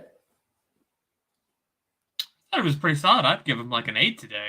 I thought he was fair. I mean, that one moment when he couldn't control the ball out of bounds, that was really bad. That he just really pissed me off. after it, and then he just missed control and bro. I'm like, what? What are you doing? I'm like, that killed our attack real bad. But everything else, I was fairly impressed with. We didn't get a lot of crosses that we normally get, but I think he brought up some really good positions, and maybe we found something for him. And I don't know, but for a game against Madrid, and he will never be a regular starter for Chelsea Football Club at this point. But if we do keep him around, just because he's on reasonably low wages compared to all of our other utility players, and he's a player that can play 5-4 position. I mean, he's played centre back this season, played a single 6, played a double 6, played wing back, played an 8. Did he play the front 3 in a couple of games as well? Maybe. Like, mental. But yeah, 8 is reasonable, I would say.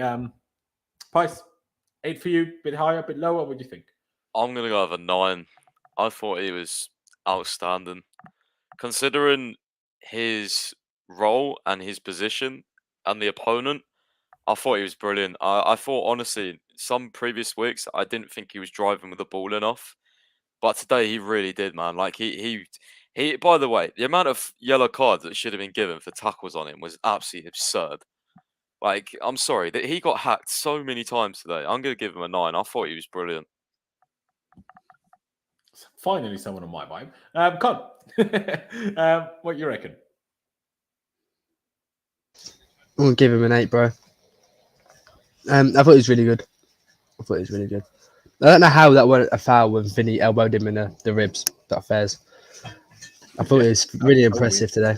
I thought it was. And you know what? I didn't think I'd see Loftus-Cheek in a quarter-final of the Champions League second leg at the Bernabeu. But you know what? You did yourself proud. I didn't think that. You did yourself proud today, Loftus, man. Really solid performance. He did. And what arguably even more baffled than the fact that he started was the fact at how long he stayed on the pitch for. Because by the end of the first half, he seemed a bit tired. But then the second half was so much more better than the first half. I love him. I'm not sure I'd go quite for the 9. I think I'll go 8.5 and we'll stick with that.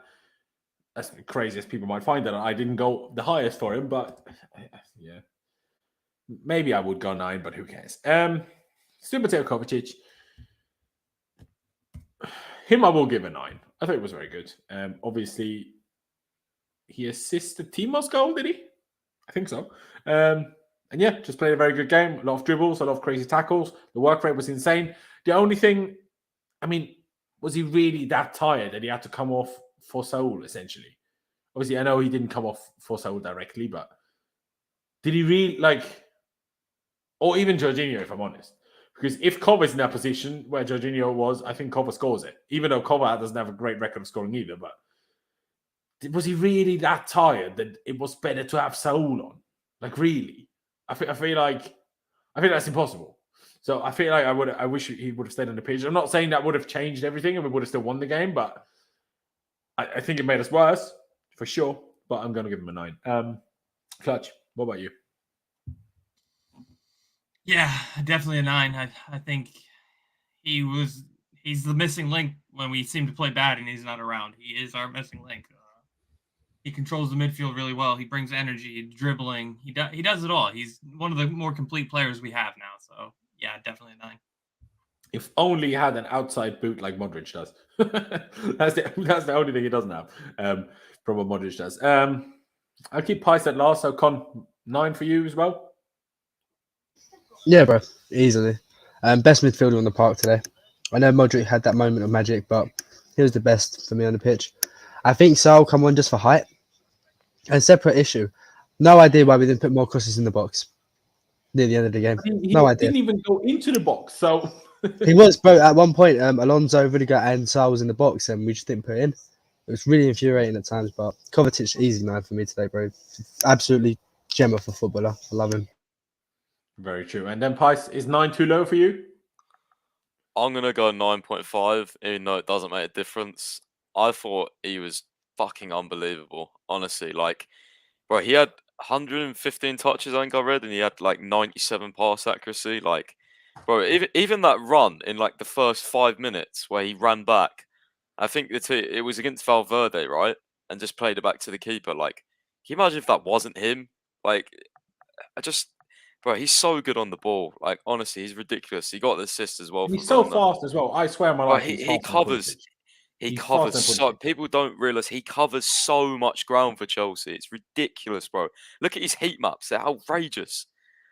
I have to go 9.5. I thought individually he was the best player on the pitch. He was he was so good, so like contrast completely from the first leg, bro. Like I just wish he started in the first leg.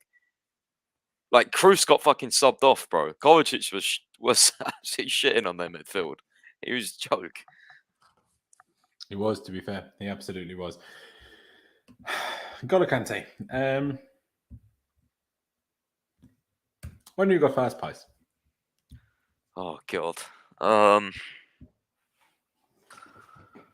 I love Kante so much, but honestly, I'd have to go for a 5.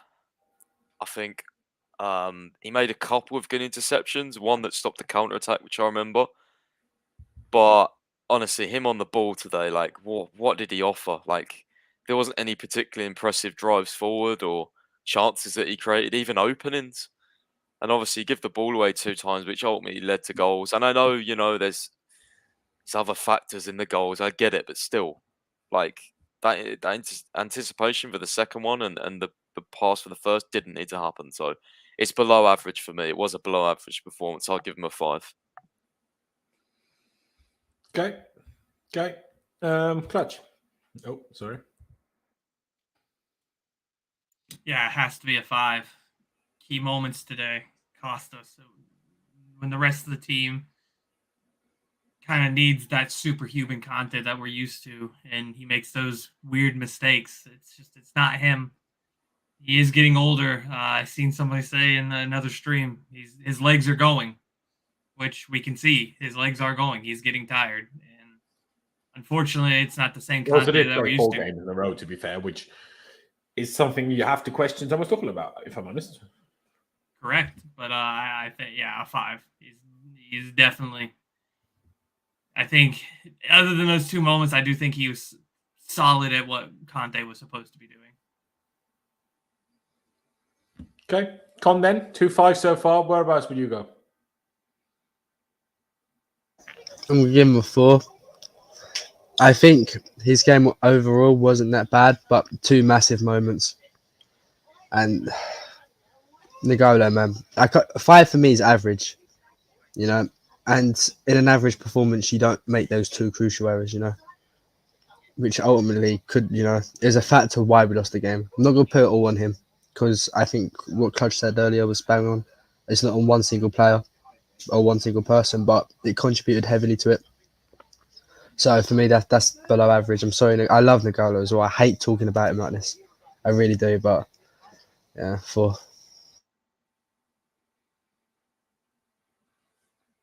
It's a tough one for me. Number one, I agree with this. When Tuchel, I know I said it in the last stream, and Con thought it might have been slightly controversial. I didn't see anyone complain about it, but like I said, number one, I mean, obviously it's Spain, so maybe actually kickoff was still when it was daytime. I'm not a million% sure, but so I'm pretty sure he broke fasting before the game started. Obviously, it will have some sort of effect on you, but if you think it has an effect on him as the manager, don't play him. And if he thinks it has an effect of him, ask not to play. It's absolutely fine for you to follow that, follow Ramadan, shall I say. I have no problem. Do what you want to do, everyone. But don't play and then use an excuse. That's not how it works. Because other people don't do it either. Yeah, bro. Rudiger and Benzema, by the way. Two of the best players on the pitch today. Exactly. Good point. Very good point. As does Benzema. It's Lewis in the chat. I haven't even seen him. Where is he?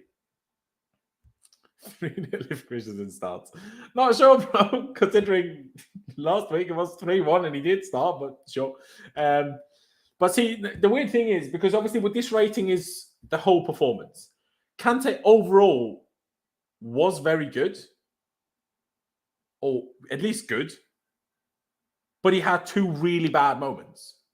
And I'm not sure where that puts him. Because I think his performance overall, I would probably give him, if I take the two mistakes out of it, I'd probably give him an 8. Hence why in my head I was thinking 6. Because almost take 1 point for each goal. But there's obviously also the point to be made for each mistake. But there's obviously also the point to be made that there were goals that literally cost us a Champions League semi-final. And then Rudiger also fasting, by the way, who got a 9.5. And then if you take those goals, if you take those mistakes into it, I'm not sure if I shouldn't deduct him more for it. I'm going to just agree with the 5, but I don't know, if I'm honest. I don't know. Also, we need to get this going. Mason Mount, great goal. Great corner for the assist. Otherwise, I will say a bit quiet. I mean, obviously, once... which sub happened? I think once Ziyech came on for Kante, it was Mount that moved into midfield, and we played a proper back 4 while Alonso was kind of left back. Reece was right back. Ziyech was like left midfield. Pulisic for a second was in the midfield, but then moved over to right mid while Ruben came in the middle. Yeah, but anyway. So Mount, great goal, great assist. Otherwise, a teeny tiny bit quiet, but also involved in the third goal in terms of he won the ball back alongside Kai for Alonso's goal, but it obviously didn't stand. So I'm going to give him an 8.5. So I'm going to give him Clutch, 8.5. I was thinking around an 8. I do agree. Like our 3 biggest moments he was involved in, other than the Timo goal. Unfortunately, he did get quiet other than those moments. I did think he pressed really well today. I do think that. But other than that, there's not too much else to be said. Just probably an 8 for me. Fair enough. Price then. Yeah, simply going to put 8, and he would have had more if he didn't. I don't know how to say ghost is kind of a bad word when he was involved in our goals, but I don't know, you know what I mean? Like, I don't think he had the most of the, I didn't notice him on the ball a lot, you know what I mean? He definitely wasn't running the game, so I think he was probably the least involved out of. Would you say he was less involved than Havertz? Like, taking away, obviously, the goal involvements, like, just in general. Outside of the goal involvement, I'd probably agree, yeah. Yeah. I mean, no, he's still very high. I just think he could have got more if he did a little bit better overall, I guess. But yeah, I mean, taking into account as well, he did do very well off the ball. So yeah. So did you tell me a rating already? If so, I'm sorry. Yeah, I'll go with an 8, but it's difficult. Like, I could be swayed. Okay. I'm not sure. Okay, Con then. 1 8.5 from myself, 2 8s from the boys. Whereabouts would you go? I'm gonna go with a 9, bro. I was so impressed with Mace today. I can't lie. The thing is, I don't want or need to see a player involved for the whole 90 minutes. But when you come up with big moments in big games, man, you get extra credit for me. And Mason Mount did that. He was so good against Southampton, and he carried on in that form. And he just really looked like it had the bit between his teeth today. So direct. He was bursting forward. Off the ball is fantastic. That finish is beautiful. Underrated finish that from Mount. Set pieces were good. Like, I really enjoyed Mount today. I thought it was fantastic. For me, I'm giving him a 9. Fair dues. Leaves us at the 8.5 overall. Kai Havertz. Now, certainly in terms of output, probably the one that had the least. Had obviously a great header from a corner that Courtois saved. Someone in the chat said earlier, that's the one they think he should have scored. I think it was just a really good header as it was. And I'm not really sure how I can expect him to make it an even better header. If that, like, yeah, obviously it can be, but you know, like again, I keep saying this. You know how difficult headers are. Like the ball's flying in from, like how far is the corner flag away from the penalty spot? Shall we say what 50 odd yards ish? No, probably not. Probably like 45 yards, 40 to 45 yards. From the Is corner. it? Yeah, it's like 25 to 30. I mean, a football field is what, 67 meters ish, usually wide, 60 to 70 meters wide. And then there's obviously a slight diagonal to where the header is, hence why I was thinking ish. But anyway, doesn't matter. And then you need to time your jump and then time your head movement with your head, which is round, like the ball is. You know how small of a spot you have to hit it exactly. I mean, obviously it's not perfectly round. The forehead is, you know, somewhat straight, but still, it's still kind of round. You know how small of a space you've got to hit that ball to put it exactly where you have to go? Like, it's much easier with a foot. I'm going to give him a 7. I do definitely think it was worse than Mount, especially if he didn't score in assist. But I still think it was good. I think he worked his socks off. I think he was unlucky with the header. Maybe the side netted shot that he had could have been better, but I still think the pass should have come earlier from Mason Mount in that situation. I really do. And I think then it's a much easier chance for him. And that way it was kind of had to aim for that very small space between Courtois and the post. And he unfortunately put it slightly wide of that. Was always under pressure. But yeah, I'm going to give him a 7. I don't think I want to go any lower than that, but I don't think I can't go much higher than that, can I? Con, why don't you go first on this one? I think 7's fair. I think he did a lot of good work, you know, done a lot of the dirty work for Chelsea today. It's just that header, bro. I know Kai Havertz can score that. I know he can score that. Great ball from Reece James. The pace was on it, man. Just direct it. Kai, I know you can score that.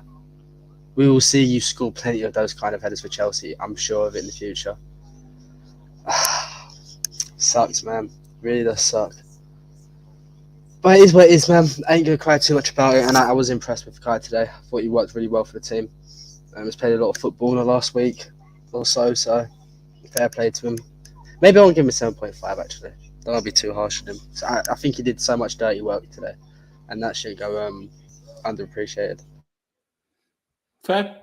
But also, at 200 IQ, number one, you're lying because you clearly don't have that if you think that. We won 3-2 at the Bernabeu. The ratings last week arguably could have been even lower. And if we did a combined ratings of both legs, then they would be much lower. But we won 3-2 at the Bernabeu today. And after 90 was 3-1, mind you. So in a normal game, it's 3-1. Away at Real Madrid, and you're telling me the ratings are too high. You are mental. Laurenz, did Madrid play the weekend? They did. They won 2-0 against Getafe on Saturday. Yeah. Fairs. Fair 9.5 from yourself. 7.5 from yourself. Con 7 from me. Pice, which one of those, if not something different, are you going to go for? No, I probably would go over 7 because I mean his pressing today was unbelievable. Like, I'm not even talking about general 5-yard, 10-yard pressing. Like, bro, he was like chasing after Courtois. Bro, like that sprint to Courtois, like where Courtois did that nice skill, bro. That was like, that's what I want to see, man. Like, that's what we lacked in the first leg, bro. Courtois was so far next to his goal. Even if Courtois does shoot and Kai gets the blocking, the best that can happen there is that Havertz blocks it into Courtois and we get a corner. It's almost like, yes, the press is great, but that is such a almost wasted energy in that moment because Courtois wasn't in front of his goal. But the effort was there, like for him to do that, like as well. Like, it's not even just that one. There was another one where he nearly won a corner. Like, if it deflected off him, or I mean, it could have gone in. Not corner, I could have gone in, but yeah, I mean, just he wasn't really that involved, and obviously the header was a bit disappointing, but it was quite far out. Like, on another day, I think, as I said earlier, everyone's saying like, what a header if that goes in. You know, clutch Havertz and all that. So yeah, but he'll have plenty more moments for Chelsea. Like, he's not to blame today, honestly. I'll give him a 7. Hopefully Sunday. Hopefully, because I need someone cheering me up. Bloody, why is it Tuesday only? I mean, now it's Wednesday, but why is it Tuesday only? And the next time we play Sunday and there's no F1, I'm going to be so depressed. 2 7s then so far, 1 7.5 clutch. What do you reckon? My head was telling me to go 6.5, but I can't do it. I got to go to 7. It's just okay. I do think you want to no. go on, Just, of course. That's all I got. 7.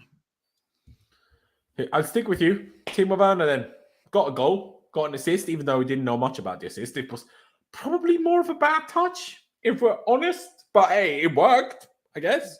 I'd rather a bad touch turn into assist than have a good touch and it end up in nothing. So, where would you go, Con? Sorry, Clutch. For Werner, what did we get? Probably a 9. Probably a 9. I do think he worked out pretty well today. I'll give him that. I can't shy away from that. I don't think, other than his 2 moments, that he was particularly great on the ball. Better than Mount, because I don't think that.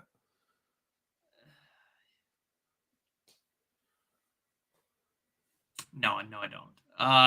But I'm gonna give him the 8.5 because I have to, because I look like a clown if I don't give him some sort of props. Cool. No, I hear that. I understand that fully. Price 8.5, 9 maybe, potentially lower. What do you think? I'll give him an 8. Great goal, obviously, to score and the way he did it.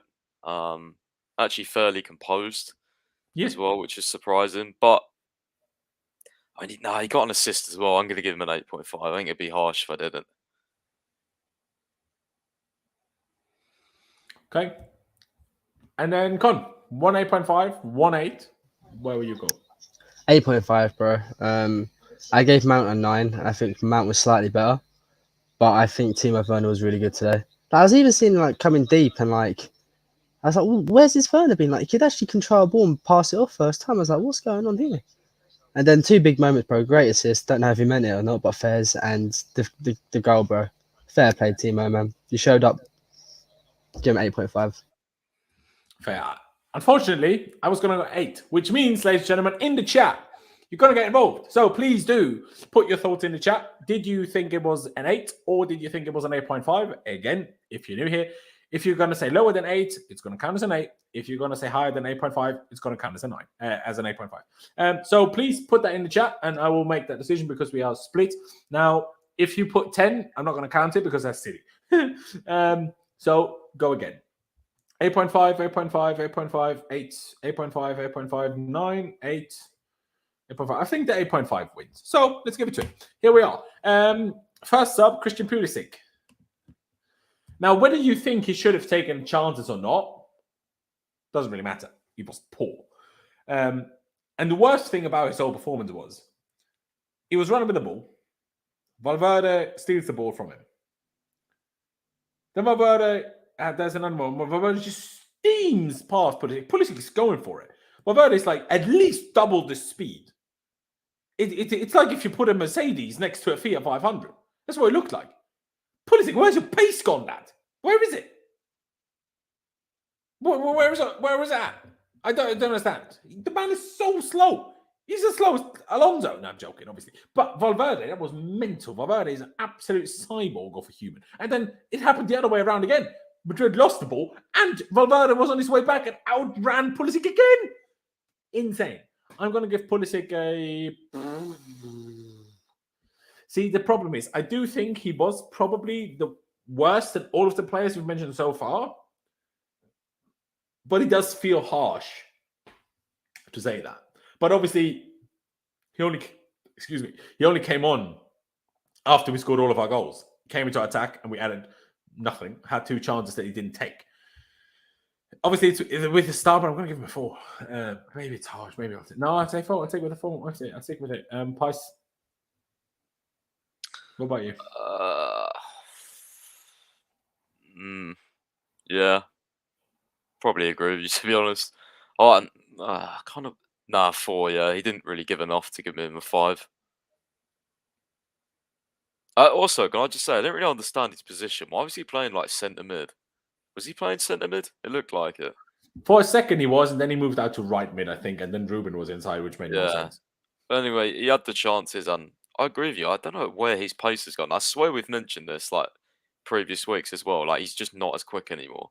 He's still quick. He had one good run today, at least one good dribbling run. But he used to be rapid, man. He used to be so remember that City goal? I used to watch videos on YouTube where the Chelsea you know, on like the Chelsea account, like teammates, where they'd say like, "Who's the fastest player?" and they'd be like Werner, Pulisic. Like, I don't see that anymore. Like, he was fresh on. He got outpaced by Valverde. He's been playing the whole game. What's that all about? Don't know. Weird. Yeah. Did you say 4.5 or did you go 4? I'll say 4, but I'm open to listening to everyone. Okay. I give it to Clutch last, even if there's a chance he might not be able to change it drastically then. But Con, 4 so far on 2 occasions. What do you think? Is that a bit harsh? Would you go a bit higher, or do you agree? I was going to give him a 3. Fair. Listening to you saying, "Oh, 4's a bit harsh," I was thinking, I might get been a bit too harsh now. But the first chance, not really going to get on him too much, but the second one, you've got to do better, man. You've got to do better. I have been rooting, bro, ever since that Arsenal injury in the cup final. He hasn't been the same player. And I've been rooting for him, bro. I really have been rooting for him. I've prayed, bro. I begged for him to, like, try to get back in that form, bro, but he isn't the same player anymore. He's lost a yard. 100%, you guys were right with that. Like, he's lost a yard. And I've backed him, and I love him. I do love him as a player. But this guy's just not the same anymore. He's just not.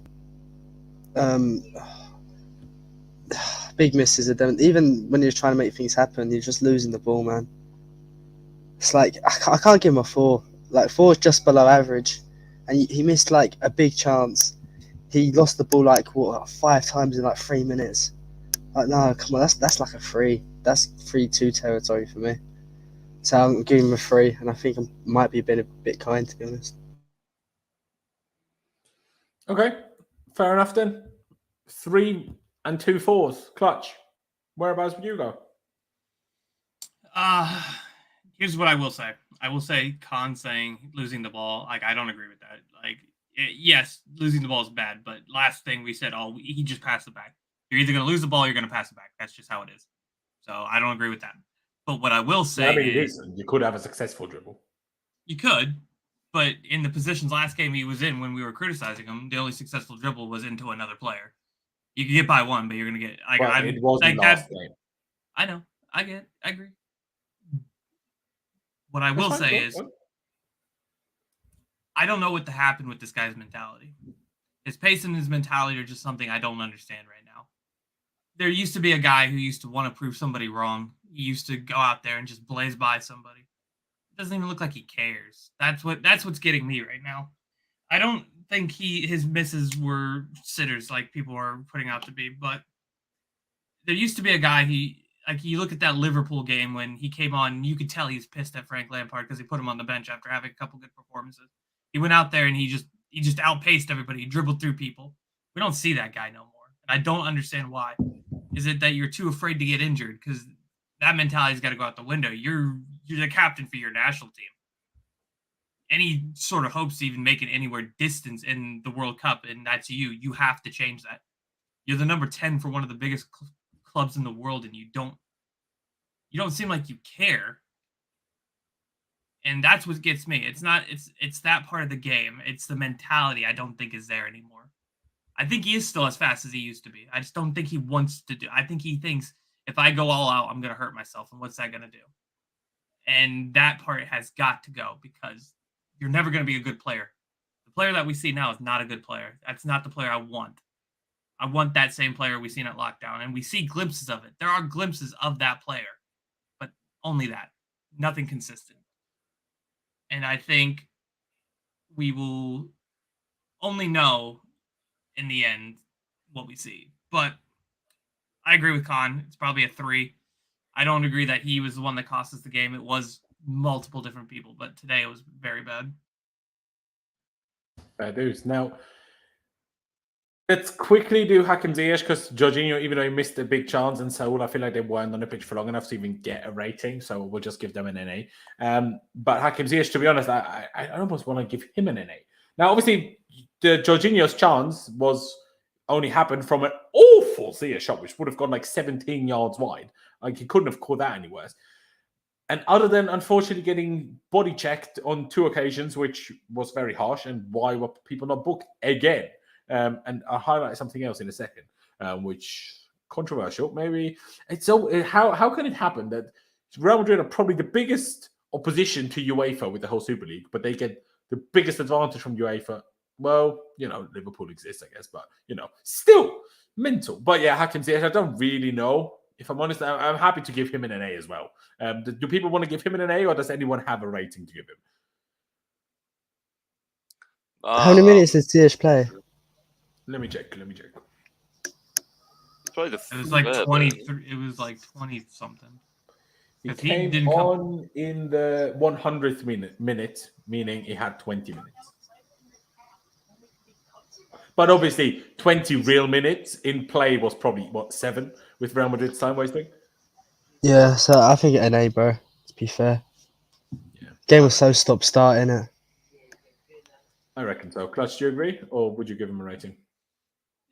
Yeah, because I don't know what rating I'd give him. Probably like an average rating, I guess, because I don't think. Yeah, but at the same, I would too, but only because I don't remember it. But at the same time, I could also give him like a 4, just like Pulisic, because I'm like, well, I didn't see you do anything useful. We put you on the left. You attempted like one cross. That wasn't great. I can only remember one. Maybe I'm forgetting some, but hey. So fair enough. Pice, would you go for a rating? No. To be honest with I you. just want to check if he had more crosses than I realized. Where is it? Lad, sorry, I know it's a bit off topic, but today, Chelsea missed 4 big chances to Madrid 0. Yeah, as I said, it wasn't meant to be in the end. It's as simple as that. On another night, we score those. I'll show you 2 things in a second. Well, let's just give. Jorginho should have scored that. Imagine the hero he would have been had he. Unfortunately, he didn't. Saul, why did he come on? I just do not understand. I mean, obviously, Barkley was ill, but I would have rather Barkley had come on at least. But honestly, I would have Barkley for Kovacic if we had to take Kovacic off, just to bring some legs, because that's what we lacked at some points and when we got a bit tired. But anyway, let me get this off screen. And ladies and gentlemen, if you're still here, I love you. Subscribe if you haven't already. 2 things I want to show you. One is the first one, which was just shared by goal.com. Just some quotes by Thomas Tuchel. I was disappointed that the referee had a good time with my colleague Carlo Ancelotti. I know Carlo is a nice guy, but when I wanted to go and say thank you for the match, I saw him smiling and laughing loudly with the opponent's coach. Next slide, if it loads. Load, please. Come on. What's happening? There it is. I think this is the wrong time to do this after a final whistle from 120 minutes where one team, I'm pretty sure both teams, but one team gave all their hearts and fought until the last drop. If you will go to the last slide. You go and see the referee smiling and laughing with the other coach. I think it is very, very bad timing. I told him this, and that's it. And bloody hell, is that bad timing? Like, that's why I said a second ago, like the whole the whole UEFA thing. Like, why? That's like, I'm not saying they paid off the ref. I don't think they did, but that's not what I'm trying to say. But still, it's like a bit. It just shouldn't be happening. Like, it's just not good enough. And how Modric didn't get booked for that blatant tactical foul, and even if it's not a tactical foul, it's a harsh enough foul on Ruben to get booked. Casemiro staying on playing 78 minutes without getting booked. Like, it's mental. I still think Havertz should have won as a penalty. Like, was it Alaba? Was it Mendy? One of them tried to block. Casemiro actually tried to block Havertz off the ball. Casemiro never even touched the ball. Just blocked Havertz and fouled and made him fall over. You can't just make someone fall over without touching the ball and it isn't a foul. I just don't understand. I mean, there's a debate to be had that there is the pull on the shot again by Casemiro on Timo Werner in the first half. That was certainly more than the yellow card Reece James got. That was in the box. I mean, I don't think it is a pen. But if you're going to give a foul and a yellow card for the Reece James and Vinicius thing, then it is a pen. If that's the standards of officiating we're going by, then it is. I don't think it was. But I also don't think Reece James should have gotten a yellow card. So, my days. I mean, any thoughts on reading this, Pice? Fuck the refs. That's my thoughts. Yeah, I don't think that's. Yeah, I mean, Tuchel was one is right. I mean, especially if that's true, can you imagine him going through all those emotions and then he sees the referee smiling and laughing with the other coach. Like, oh mate, I just know that would annoy me, even if I saw it on TV. So imagine being there in real life. Oh god, yeah, that referee was not good. But yeah, fair play. Tuchel probably going to get fined, to be honest, but I don't think he cares. I don't think he will get fined for that, actually. But Aspi got booked as well. well, we're God, out of the competition, so who cares? I guess. yeah. No, I'm just saying, like, you know, when he went over to book Tuchel, we booked Aspi at the same time. I just think, To be fair, Aspi was like Guys. running into Rodrygo as a bench player. Like, come on. But you know, I will say one thing. I understand it's emotional, but we were lacking a goal. We needed another goal to take us to penalties. We had like a few minutes left. Sorry, Thomas. The decision was taken. Let's stop shouting at the referee and literally helping them time waste. I hate it when managers or bench players do it. I mean, I hate it when anyone does it. But the manager is the one who is supposed to be the calmest and have everything, you know, under control. Please don't help them waste time anymore. Please don't do that again. But just because of the big chances missed that Con mentioned a second ago, over the 2 legs, we had an XG of 4.58, and then an XG of 2.58. That's what happens when you have a player called Karim Benzema. Essentially, that's just the difference. They have Benzema, we don't. That's essentially it. But yeah, pain. Let me get the thing up. Just to super quickly. We're already going for over 2 hours. Performance of Thomas Tuchel. Clutch. Thomas Tuchel. What rating are you giving him today? Oh no, let's do performance first. How would you rate the performance? I think a 9. The only reason it isn't a 10 is because we tired out and we lost focus in extra time. Otherwise, if it was full time, like if we ended that game full time, it's going to be a 10. They fought hard, but unfortunately, we tired out and we just didn't have the legs in the end.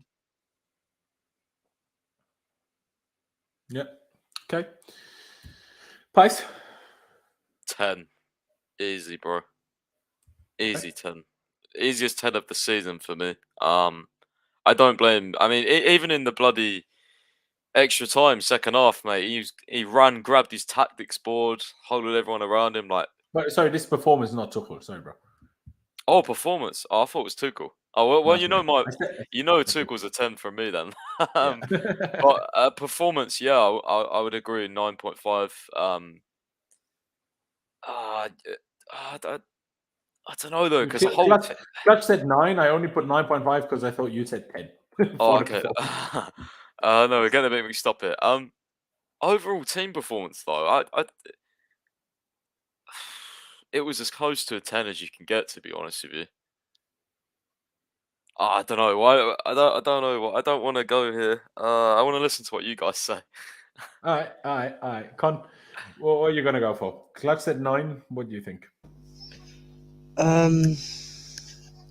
So I don't know how to rate this, because do I rate it just solely on the performance today, or do I have to factor in the score from the previous game as well, like the aggregate scoreline? I don't know how you should do it. I'm just going to do it solely on today's game, and I'm going to give it a 9 as well. We went to the Bernabeu and scored 3. You know, it was 3-1 at full time. We played that more or less that exact team on the weekend. You know, away as well. We had to fly to Madrid. The stadium was absolutely rocking, and it was 3-1 at the 90 minutes. Yeah, just a 9. The boys did fantastic today. They did fantastic, because for the most part of the game, we were just so dominant. If you look at the stats, bro, it'll back it up as well. We were just so dominant. And the reason it's not getting a 10 because them few mistakes and missed chances. But I don't want to be too angry today. They really did us proud. They did. Even though I agree with everybody you said there, I will actually go 8 myself. For the 120, for the 90, I'd agree on the 9. But we were 3-0 up and we only won 3-2. I don't think that warrants a 9 for me personally, hence why I'm going to go 8. But Pice, with all of us 3 having spoken now, where would you go? I'm still going to give it a 9, bro. To go 3-0 up in the first place, I don't think we bottled it. even though we conceded 2, like I don't think. Kante bottled it. Yeah, Oh he my. bottled it, but like the first goal was just ridiculous pass. The second goal definitely. It was more about individuals for me. Like I think the whole team performance was amazing overall. Like they should be proud of themselves.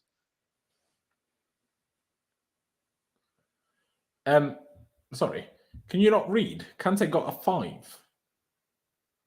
I'm a little bit confused. But anyway, fair enough. You boys give it the 9, no problem for me. And Thomas Tuchel, I think that would be quite a quick one. I think we'll all agree. I mean, maybe Clutch won't because he was quite unhappy with the late subs. But Price said 10, I'll say 10. Con, will you say 10 for Thomas Tuchel? I'd say 12, mate. Yeah, honestly, it's true. It's true. And then Clutch, would you still go for the 10 or do you think the potentially late subs?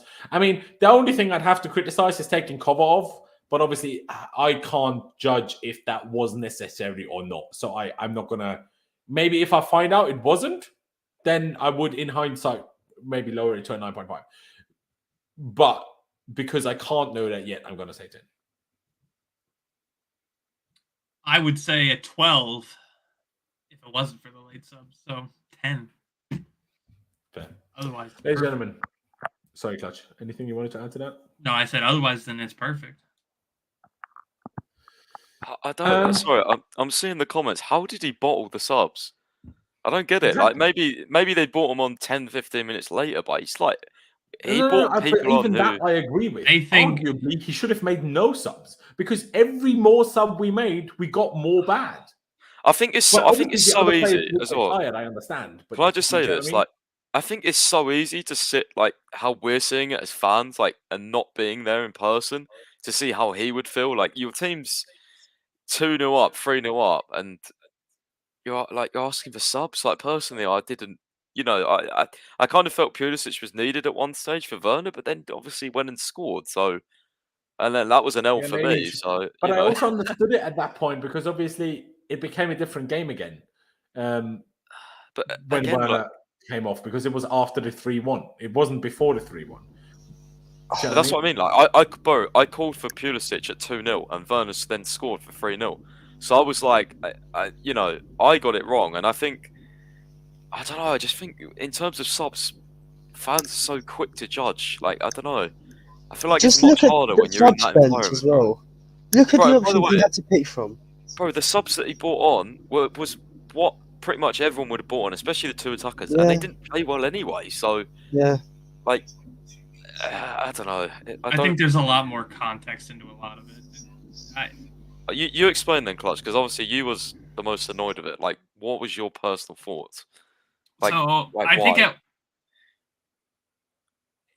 why? at one point we've seen this multiple times in the season. We see momentum start to shift. The momentum clearly shifted towards Real Madrid when we got our Alonso goal called back. That's when they started to be more on the front foot. That's when But then we still made it 3-0 after that. Yeah, I'm not saying that's not. You could always do that. That's the problem. The thing is, the momentum was shifted towards Real Madrid, right?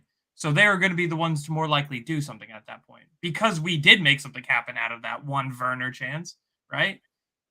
Don't take anything away from Werner at that point, but this momentum was still shifted. What you want to do is shift that momentum back to you, and that's what subs do: is they shift momentum back because you slow down the game. Or they ruin your own momentum. Yeah, look, Clutch, that's you're talking like if you bring somebody on. Yeah, you talk about it's guaranteed that we're just going to get it on the front foot if we bring someone on. We brought on Pulisic, and you could argue he was our worst player today. You could, very much so. I don't see how you can, like, someone can say we bought the subs when but Tuchel left it late and we was 3-0 up. First of all, I don't think a lot of these people who are saying we bottled subs, I think it's because we brought off Werner for Pulisic. I don't think it's the timing. That's not, most people just don't agree that Pulisic came on. Because I see a lot of people saying that Werner coming off was a bad decision. Which in the end, Did you see Werner after the goal? It looked like he hurt himself. He looked tired from 10 minutes before that goal too, but and playing 90 on the weekend, mind you. Yeah, so it's for me. I just thought he looked tired. It was nothing to do with how he was playing. He just looked tired to me, but at the end of the day, he still scored afterwards. Like I don't. But to be fair, Pulisic looked tired when he came off the bench. If I'm honest. So. Yeah, like I said, his whole thing is he has a mentality problem right now, and I can't be asked with his mentality problem. That's my problem. That's what I think it is. But I see what you're talking about with the whole momentum. I agreed with that at the time. Obviously, it's not a momentum shift that we could control. It just happened. And then, like, if you hadn't had the sub plan, you need to, like, get it ready. Like, players don't just walk on the pitch ready. They need to warm up first. So you could say have the players ready, warmed up. But like I said, we're actually playing well. Then we get a goal. So no reason to change as we just make it 3-0 unless someone's super tired. And then as we concede a goal, to maybe shift things back into our favor, he did make the subs. And then the problem was the first sub we made just wasn't very good. And then the second one wasn't very good. And then the third and the fourth one, well, Jorginho missed probably the biggest chance we had to still take it to penalties. And so played just a really bad ball. And otherwise, I didn't notice him. So I think that had more to do with the few injuries and, well, the few. Obviously, Chilwell, Hudson-Odoi, and Lukaku. If those three people are on the bench, well, Chilwell starts. But if those two others are on the bench, then we make more subs potentially earlier because we have quality of the bench. But if all we have is like, Pulisic and Ziyech, sure, but neither of them played particularly well, then what else are you going to do? I think both of those players are mentality monsters. They need to feel the backing, which no, I don't agree with. But that's all well and good, but from the point that they didn't start, that problem wasn't going to change. So even if you bring them on 5 minutes earlier, that problem isn't going to be any different.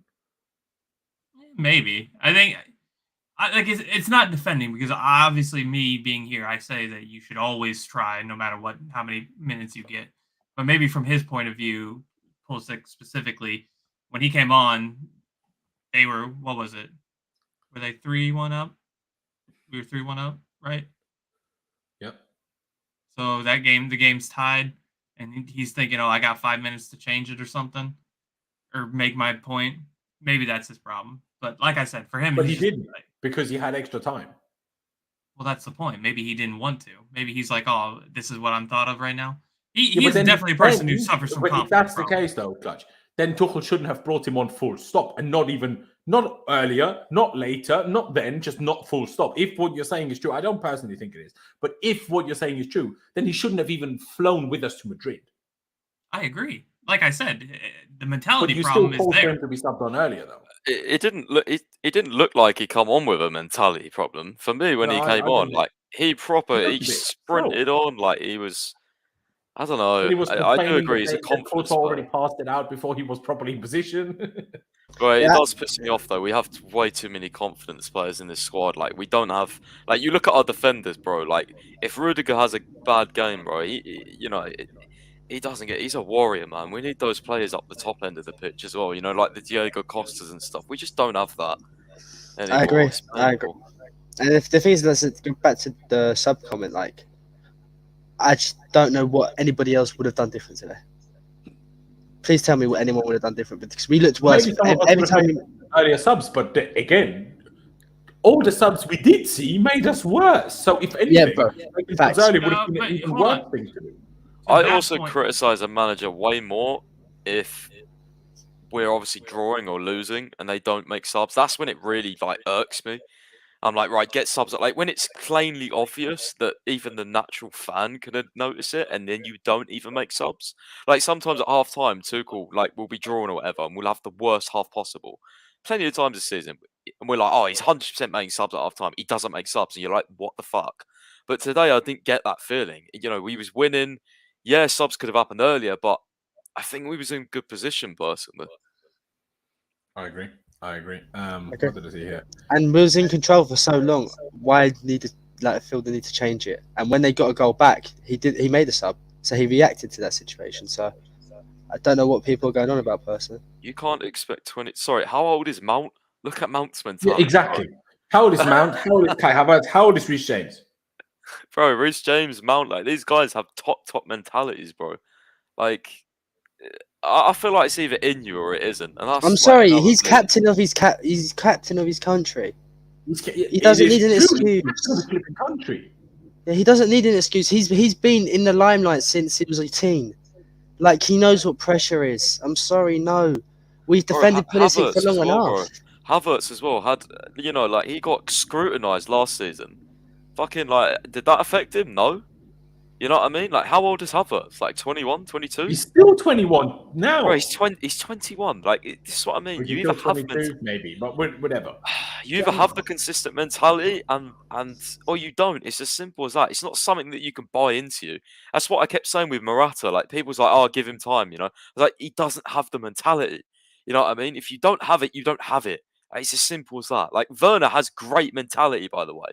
Just for another example. Plays shit, but he doesn't care, bro. He's got elite mentality. When he backed out of challenges for like 3 weeks straight, he didn't. Yeah, but like, I'm talking in terms of like fans and stuff like that. Like, he gets slated, media, things like that, bro. In this day and age, like, he just keeps going on, and that, like, I respect him for that.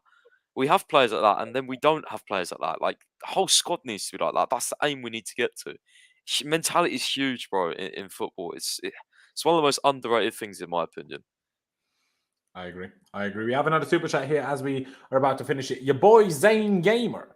Thank you for the £5 donation. Real Madrid were growing in the game. Their subs brought energy. We couldn't keep up, and Werner got held after the goal. On highlights, you see him. Obviously, I'd have to check that back if that's true.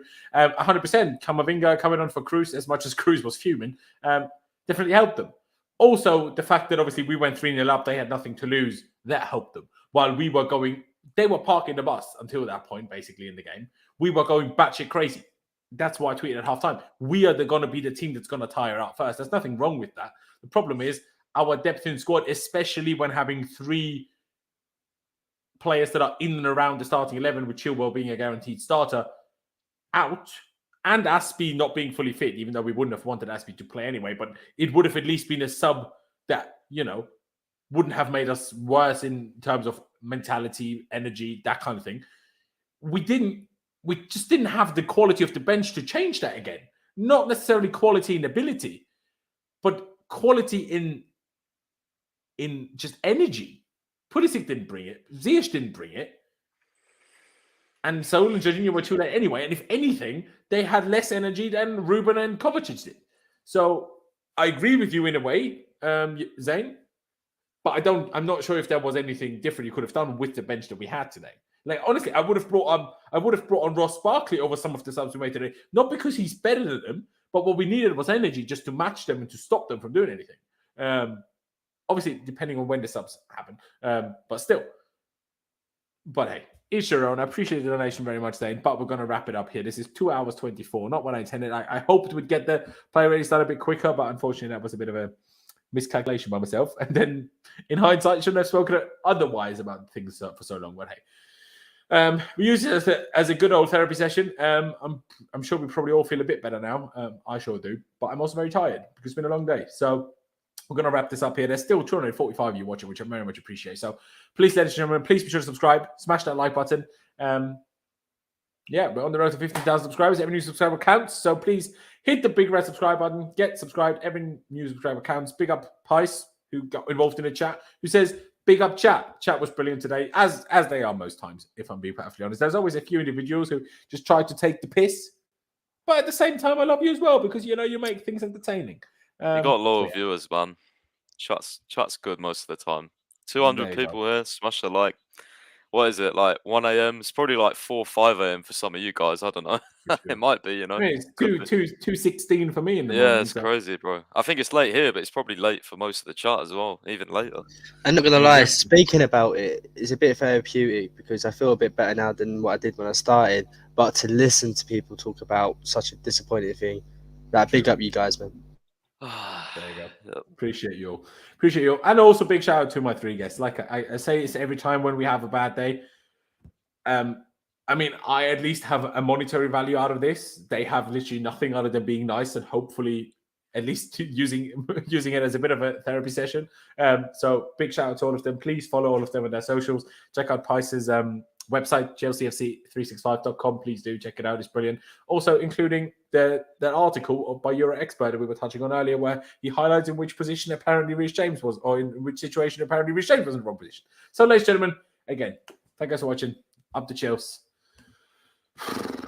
upwards and onwards has never meant more than today, because it really is only upwards and onwards from a day like today. Palace next in the FA Cup semi-final on Sunday, Easter Sunday. Why are we playing an FA Cup semi-final then? But sure. But yeah, we go again up to Chelsea. Upwards and onwards. And we'll see you next time.